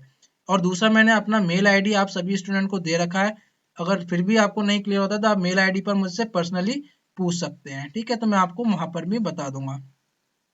ये तो हो गई डाउट की बात। दूसरी बात आती है कि अगर आपको लेक्चर से कुछ नया सीखने को मिला हो, आपने कुछ लर्न करा हो, आपने एंजॉय करा हो लेक्चर को, आपको अच्छा लगा हो कि कुछ हमने नया सीखा है, तो इसे लाइक जरूर कीजिएगा, क्योंकि लाइक से मेरा मोटिवेशन बढ़ेगा। और साथ में एक कमेंट कर दीजिएगा, हाँ सर हमको अच्छा लगा, हमको चीजें सीखने को मिली, हाँ हमने कुछ नया सीखा और ये काफी नॉलेजेबल था। ठीक है, तो कमेंट जरूर कीजिएगा। क्या होता है इनसे, होता कुछ नहीं है, केवल हमारा मोटिवेशन बढ़ जाता है, और जब हमारा मोटिवेशन बढ़ेगा तो हम अपना बेस्ट देने की आपको क्या करेंगे, कोशिश करेंगे। और दूसरा क्या करना है कि अगर आप न्यू है चैनल पे तो आपको क्या करना है, हमारी प्रोडिजी लर्नर्स की फैमिली को क्या करना है, ग्रो कराना है। ठीक है, वैसे तो आप सभी का स्वागत है, आप जब मन चाहे यहाँ पर आकर लर्न कर सकते हैं, लेकिन अगर न्यू है तो आपको हमारी फैमिली में ज्वाइन होना है, तो आपको क्या करना पड़ेगा, सब्सक्राइब करना पड़ेगा। तो आप चैनल पर नए हैं तो सब्सक्राइब कीजिए, और साथ में क्या कर दीजिएगा, बेल आइकन को दबा दीजिएगा, जिससे कि क्या होगा, जब भी मैं आपका नया लेक्चर डालूं तो आपको नोटिफिकेशन सबसे पहले मिल जाए। और दूसरा, क्या नहीं भूलना, ये तो करना ही करना है, और शेयर करना तो भूलना ही नहीं है। क्यों? क्योंकि आप लोग नहीं चाहते कि बाकी के लोगों को इसके बारे में पता चले, बाकी के लोग इंजीनियरिंग मटेरियल्स के बारे में जाने, उन्हें भी नॉलेज हो, उन्हें भी पता चले हम कैसे इवॉल्व हुए, मटेरियल्स कैसे आए, उनकी क्या इंपॉर्टेंस है। तो ये आपकी जिम्मेदारी बनती है ऐसा इंडियन सिटीजन। ठीक है, हम सभी कहते हैं कि हम आपस में क्या है, भाई बंधु हैं, तो ऐसा इंडियन सिटीजन आपकी जिम्मेदारी बनती है कि आप इसको शेयर करें और हर लोगों तक, हर बच्चे तक इसको पहुंचाएं, और उसे इंजीनियरिंग मटेरियल्स की इंपॉर्टेंस पता चले, और वो भी हमारे इस सब्जेक्ट को बड़े प्रेम से क्या कर पाए, सीख पाए। तो थैंक यू स्टूडेंट्स, आज का लेक्चर हमारा यहीं पर एंड होता है। लाइक कमेंट जरूर कर दीजिएगा, जिससे मेरा मोटिवेशन 10 टाइम्स आपका मेरा बढ़ जाएगा, और मैं आपके लिए नेक्स्ट लेक्चर जो है आपका मिलर इंडिसेस के ऊपर आपका जल्द ही लेकर आऊंगा, जिसमें आपको काफी अच्छे से पढ़ाऊंगा और आपको मजा आ जाएगा। ठीक है, तो आज के लिए यहीं तक student, thank you, all the best.